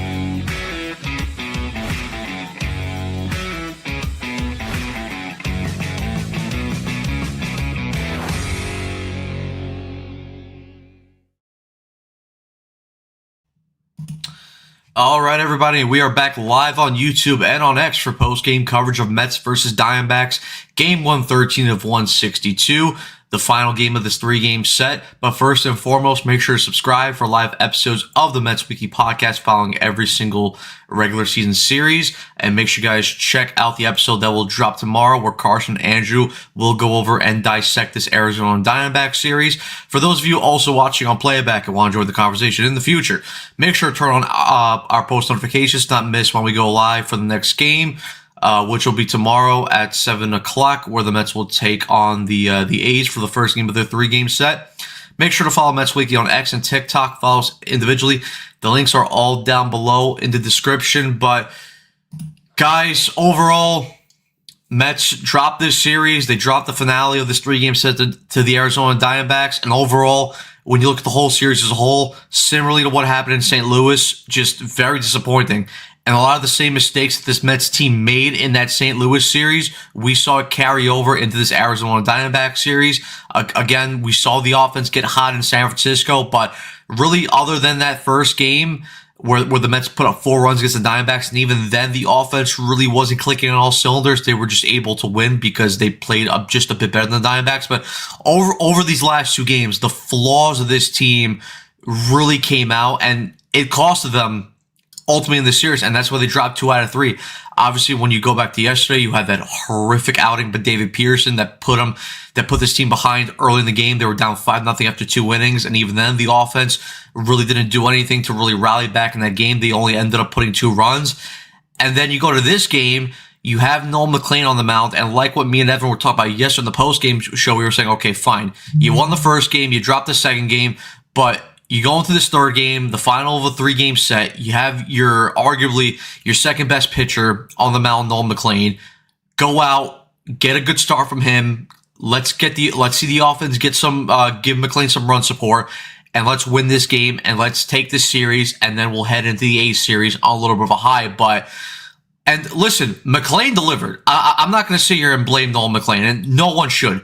He was terrific. Was a little bit disappointing, that he couldn't, finish the inning and he had to get taken out. Listen, a little bit, 100%. But listen, Noel McLean was absolutely filthy, and he was dealing in this game for the Mets. The problem was that the offense just did not perform. Look, listen, I get the Arizona Diamondbacks are not a great team, right? But as an offense, when you go out there and through 9 innings, 27 outs, you can only put up 1 run, 6 hits.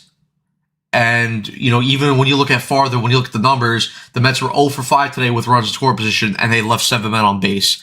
I'm sorry, listen, you could maybe in a whole baseball season get away with winning 1 or 2 or maybe 3 of those ball games, like those type of ball games where your offense isn't clicking or firing on all cylinders. But it's certainly not a sustainable way to play. And we saw that, this is something that has bit this team in the ass the last couple of years, specifically under the Eric Chavez regime where he was hitting coach. Now, look, obviously, listen, they're 13 games into the season. They're 7-6. They dropped 2 series to 2 pretty mediocre to poor teams in the St. Louis Cardinals and now the Arizona Diamondbacks. Am I hitting the panic button, and should anyone be hitting the panic button? No, because again, we are 13 games into this year and they are 7-6. And again, I don't want to, sit here and say record thing and all that and say, things are okay and, it's all sunshine and rainbows. I'm not saying that. But again, we have to look at the context. Sure, has there been points of this season where the offense has not performed? Yes, 100%, absolutely. But we also have to look at the fact that right now there are some guys in this lineup that are not healthy. Jorge Polanco is currently not healthy, and I would hope that they're going to put him on the IL because, again, if Polanco's Achilles is very sore right now, and he's really not able to play at a sustainable rate, and he has to have some of these games where he has to sit out because, he wants to rest an Achilles. At this point, you're early on the season. Just put him on the IL, let him rest up, get that Achilles all healthy, and then bring him back, in a couple weeks to where, he could, play first base, he could play the field, and you don't have to, pinch run him every time he does get a base hit. And then the other part is you're missing Juan Soto. arguably the third best hitter in all of baseball. Listen, was the offense going to take a bit of a step back because Soto was out of the lineup? Yes, 100%. Am I sitting here making an excuse that that the offense is not playing well because Soto is on the lineup? Listen, I'm not making any excuses here. The lineup has to be a lot better. There's been certain guys that have not been performing well as a whole, and that's not even factoring in that Soto is out of the lineup right now, because you look at a guy like Francisco Lindor, and again, I know he's typically a slow starter, but you need to see better from him.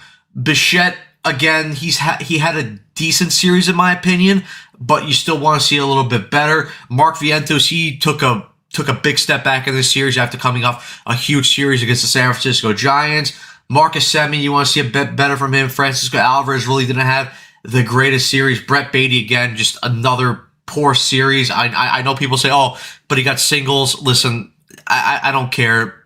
Look at Brett Beatty as a whole with his approach, his whole philosophy of hitting. He's not that great of a baseball player. Like, I'm sorry. I know that there's people that like Brett Beatty. I just don't see it with him. And then overall, along with the offense, again, like, we'll get onto the bullpen because the bullpen certainly was not good in this game. But you also have to look at the defense as well. There was a couple of misplays here that really did not help the Mets bullpen at all, and did not help the Mets pitching staff. And we'll talk about it. Mark Vientos made one huge mistake in this game.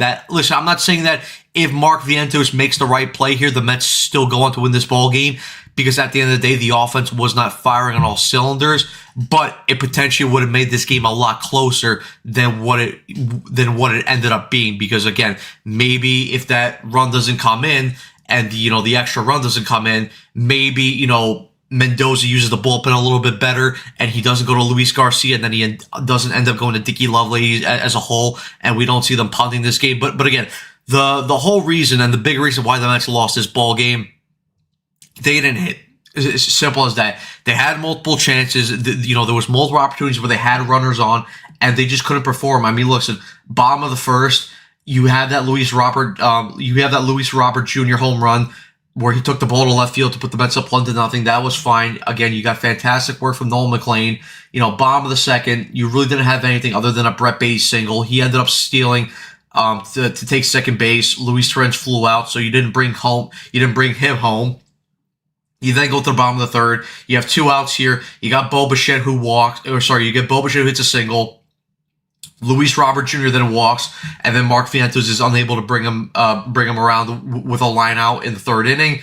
Bottom of the fourth, Marcus Semien hits a leadoff single, but then 3 outs. Again, the Mets unable to bring in a runner. And then we get to the bottom of the fifth, and this is where really the game really took a turn, because you have Tyrone Taylor, who leads off that inning with a double. Lindor then grounds out. Bo Bichette then walks. You have first and second with only 1 out, and then Luis Robert ends up striking out. He watches a pitch low for strike 3, and then you have Mark Vientos ground out to end that inning. And then really pretty much for the rest of the ball game, this Mets offense didn't really do anything. Again, bottom of the sixth, you had a 1-2-3 inning. Bottom part of the seventh, again, other than a Lindor single with 2 outs, didn't generate anything. Bottom part of the eighth, Taylor Rashi then comes in. He has a 1-2-3 inning. And then bottom of the ninth, again, Taylor Rashi stays out there, and he has a 1-2-3 inning as well. So, again, listen, when the offense does not come through like this, and they're really unable to generate a lot of chances, and then with the few chances that they do have, they're unable to bring any runners around home to score. Again, this is what happens, and you put the bullpen in a tough spot again, where they have to be perfect. And listen, we'll get on more to the bullpen as we go through the ultimate breakdown, but I really cannot blame Luke Weaver. Listen, I'm not gonna exonerate Luke Weaver fully, but I'm not gonna blame him as much as probably what other people are doing right now. And I'll ultimately end up explaining why those are the reasons why I'm not specifically blaming him all that much. But anyway, guys, let's get on to the actual game breakdown now. So, like I said before, the Diamondbacks defeat the Mets 7-1. Their record goes to 7-6. The Mets record goes down to 7-6. The Diamondbacks take the series as a whole 2-1. Erod gets the win. His record improves to 1-0. His ERA currently sits at a 0.50 ERA. Nolan McLean takes a loss. His record drops to 0-2 with a 2.70 ERA. Over to the offensive side of things, Ketel Marte goes 0-5. Vargas 1-4. Perdomo 0-2. Del Castillo 1-4. Fernandez 2-4. Former Met James McCann 0-2. Gabby Moreno, he came off the bench as a pinch hitter. He went 2-2. Alec Thomas 0-4. Tim Tawa 1-3, and then Barossa 1-4. Over to the Mets side of things, Lindor 1-4. Bichette 1-3. Luis Robert Jr. 1-3, with his one hit being the only run that the Mets scored today with that solo home run all the way back in the first inning. Mark Vientos again with a rough day at the plate. He goes 0-4. Marcus Semien 1-4. Francisco Alvarez 0-4. Brett Beatty 1-4. Luis Torrens 0-4. Tyrone Taylor 1-2. And Jared Young came off the bench as a pinch hitter, and he went 0-1. Over to the pitching lines, the Diamondbacks. Eduardo Rodriguez, really good start from him. 6 innings of work, 5 hits, 1 earned runs, 2 walks, 3 Ks on 102 pitches. Clark then came in for the 7th inning, and he pitched a scoreless inning where he only gave up 1 hit on 10 pitches. Taylor Ashley then came out to pitch the final 2 innings to close out this ball game, and he had 2 really good innings as he didn't give up any runs, no hits, no runs, no walks, and 3 strikeouts on 21 pitches. Over to the Mets side of things, Nolan McLean with 6 1/3 innings of work, 3 hits, 2 earned runs, 2 walks, 8 strikeouts on 100 pitches. Again, McLean, he was really good tonight. Then we go to the Mets bullpen. Luke Weaver with 2 1/3 innings of works with 2 hits, 2 earned runs, no walks, 0 strikeouts on 16 pitches. And listen, this is the part where, I really can't, go over the top and give, just give the full blame and responsibility on the loss to Luke Weaver, right? Because again, you go to the top of the 7th. McLean walks Perdomo. He gets Del Castillo to strike out. He then gives up that single to Jose Fernandez. And then Gabby Moreno ends up hitting a double to drive in 1 run and to tie up the ball game at 1-1. Obviously, then you have runs to 2nd and 3rd. But then this is the play where Mark Vientos really screwed up, because Alec Thomas, he steps up to the plate, hits a hard ground ball to Mark Vientos, and of course you have the runner at 3rd base who's going to try to score. And Mark Vientos, like I said, fielded the ball cleanly. He fielded the ball cleanly. Didn't have any problem with that. But the problem is that he rushed the play way too quickly. He rushed the play way too quickly. Sorry, guys. And he threw, he threw the ball to Torrens at home plate, and the throw was completely offline. Like I said, Vientos completely missed the throw, and the runner at 3rd base was able to score. And then Vientos also wasn't able to step on first base, so Alec Thomas was still able to reach base safely. And again, so now you give up another run. Diamondbacks take a 2-1 lead, and again, you still have only 1 out remaining. So again, it's just the little things that ended up costing the Mets in this game. Because listen, if for Mark Vientos, listen, you want to see him make that throw cleanly over to Torrens at home plate to try and get the second runner home and not allow him to cross the plate to keep the ball game tied. But at this point, you also have to play it smart and realize, okay, if maybe I'm not going to make the best throw here, let me just step on first base, get the out here, get it 2 outs, because then the very next hitter, Tim Tawa, steps up to the plate and he hits a sacrifice fly. So, like I said, if Vientos decides to not throw home and steps on first base and 2 outs, Tim Tawa, ends up hitting a fly out to Luis Robert in center field, and the inning only ends with the Diamondbacks being up 2-1. But instead, that sac fly brought another run to make it 3-1, and then Jorge Barossa ended up hitting a triple to make the ball game 4-1. And then really after that, the game just got out of hand, because then Luis Garcia came in. He had a third of an inning of work, and he was terrible. 3 hits, 3 earned runs, 1 walk, 0 strikeouts, and 21 pitches. Garcia, listen, he had a good outing in the first game of this Diamondback series. He gave this team 2 shutout innings, and I thought, maybe he would have the chance to really build on it and try to maybe, secure his spot in this bullpen. But it's clear that, Luis Garcia he's not a great reliever, and it's just clear because other than that one outing he had in the first game of his Diamondback series, he's been pretty much terrible. And then, after that point, the game was pretty much over. Dickie Lovelady came in, pitched an inning in 2/3, no hits, no earned runs, no walks, 1 strikeouts on 18 pitches. And that was the ball game. And listen, just overall, it was a sloppy game. And aside from the first game of the series, it was an overall sloppy series by the Mets. You know, from the second game of the series where David Pearson gave you just a terrible outing. And then pretty much after the first game, the offense was non-existent because, again, in the second game, I know Peterson put them early into a hole, and it's hard to escape a 5-0 deficit after 2 innings. But again, the offense wasn't great. Ryan Nelson carved them up.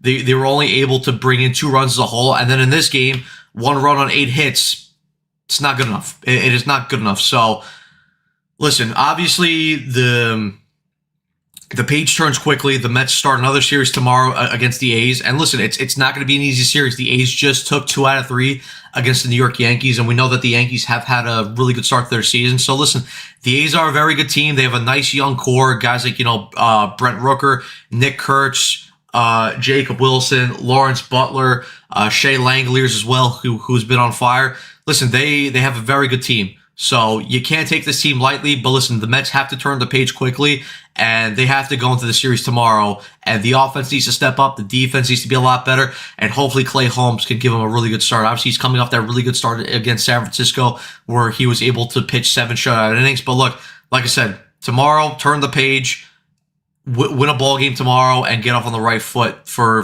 tomorrow's series. Again, where the Mets start a 3-game set tomorrow against the A's. And then after that, they end up going back out to the West Coast where they end up playing the Dodgers for 3 games. So listen, it's 2 tough series in a row. And then I believe even after that, they go to Chicago for 3 games. So couple tough series here coming up for the Mets. But listen, they got to play a lot better and they have to start turning things around. Listen, again, 7-6, it's not the end of the world, but you need to see some of these things start to be, cleaned up because, again, if this is the way that the Mets are going to play baseball at a consistent rate, then ultimately at the end of the year, they're not going to be a very good team and they're going to have a very good chance to not make the playoffs. But like I said, for me, I still think they will turn things around. This is a new group. It's a new team. We've seen them have their highs and lows so far. And again, they are missing a lot of key guys. Obviously, Polanco, like I said, we'll see if he goes in the IL, but he's not been healthy with his Achilles.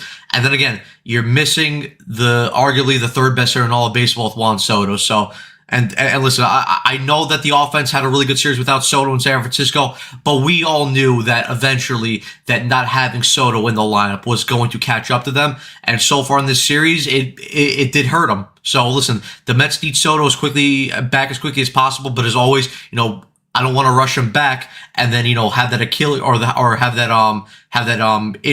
calf injury act up and then it leads to worse like an Achilles injury per se because we don't need Soto out for a longer period than 2 to 3 weeks. But guys, obviously we will see. We'll be back here tomorrow for another watch like a post-game stream. But before we get out of here, NG has a comment, and we'll basically wrap this up. Don't let this loss come back to bite you in the ass. You need to play consistently better than this throughout the season. Yeah, 100%. And also the other thing that sucks is, like we were alluding to it on the watch long stream, me and Carter are saying it. Because they got such a great start in Noel McLean and they lost this ball game, I think that's what makes people pissed off a lot more than they just lost a ball game. I mean, honestly, listen, losing to the Diamondbacks, losing a series to the Diamondbacks is not great either, considering that they're not that good of a club. But because McLean was able to give that good of a start and this Mets team basically wasted it because the offense did not perform and the defense did not really, help out the pitchers either. I think that's what stings a lot more. But anyway, guys, that's gonna wrap up everything. As always, thank you guys so much for tuning in for today's watch along and post game coverage. Make sure to subscribe for live episodes of the Mets Weekly Podcast following every single regular season series. For those of you watching on playback and want to enjoy the conversation in the future, make sure to turn on post notifications to not miss when we go live, which will be tomorrow when the Mets take on the A's for the first game of a 3-game set. We'll be live at 7 o'clock. Make sure to follow Mets Weekly on X, TikTok. Follow us individually. The links are all down below in the description. And also, guys, tomorrow, like Carson said on the watch along, watch around for 5 o'clock tomorrow because both him and Andrew will be recording the next edition of the Mets Weekly Podcast where they will be breaking down this 3-game set against the Arizona Diamondbacks, and there will definitely be a lot to talk about. But anyway, guys, that's gonna be it for me. Let's go Mets, and we'll see you guys next time. Peace.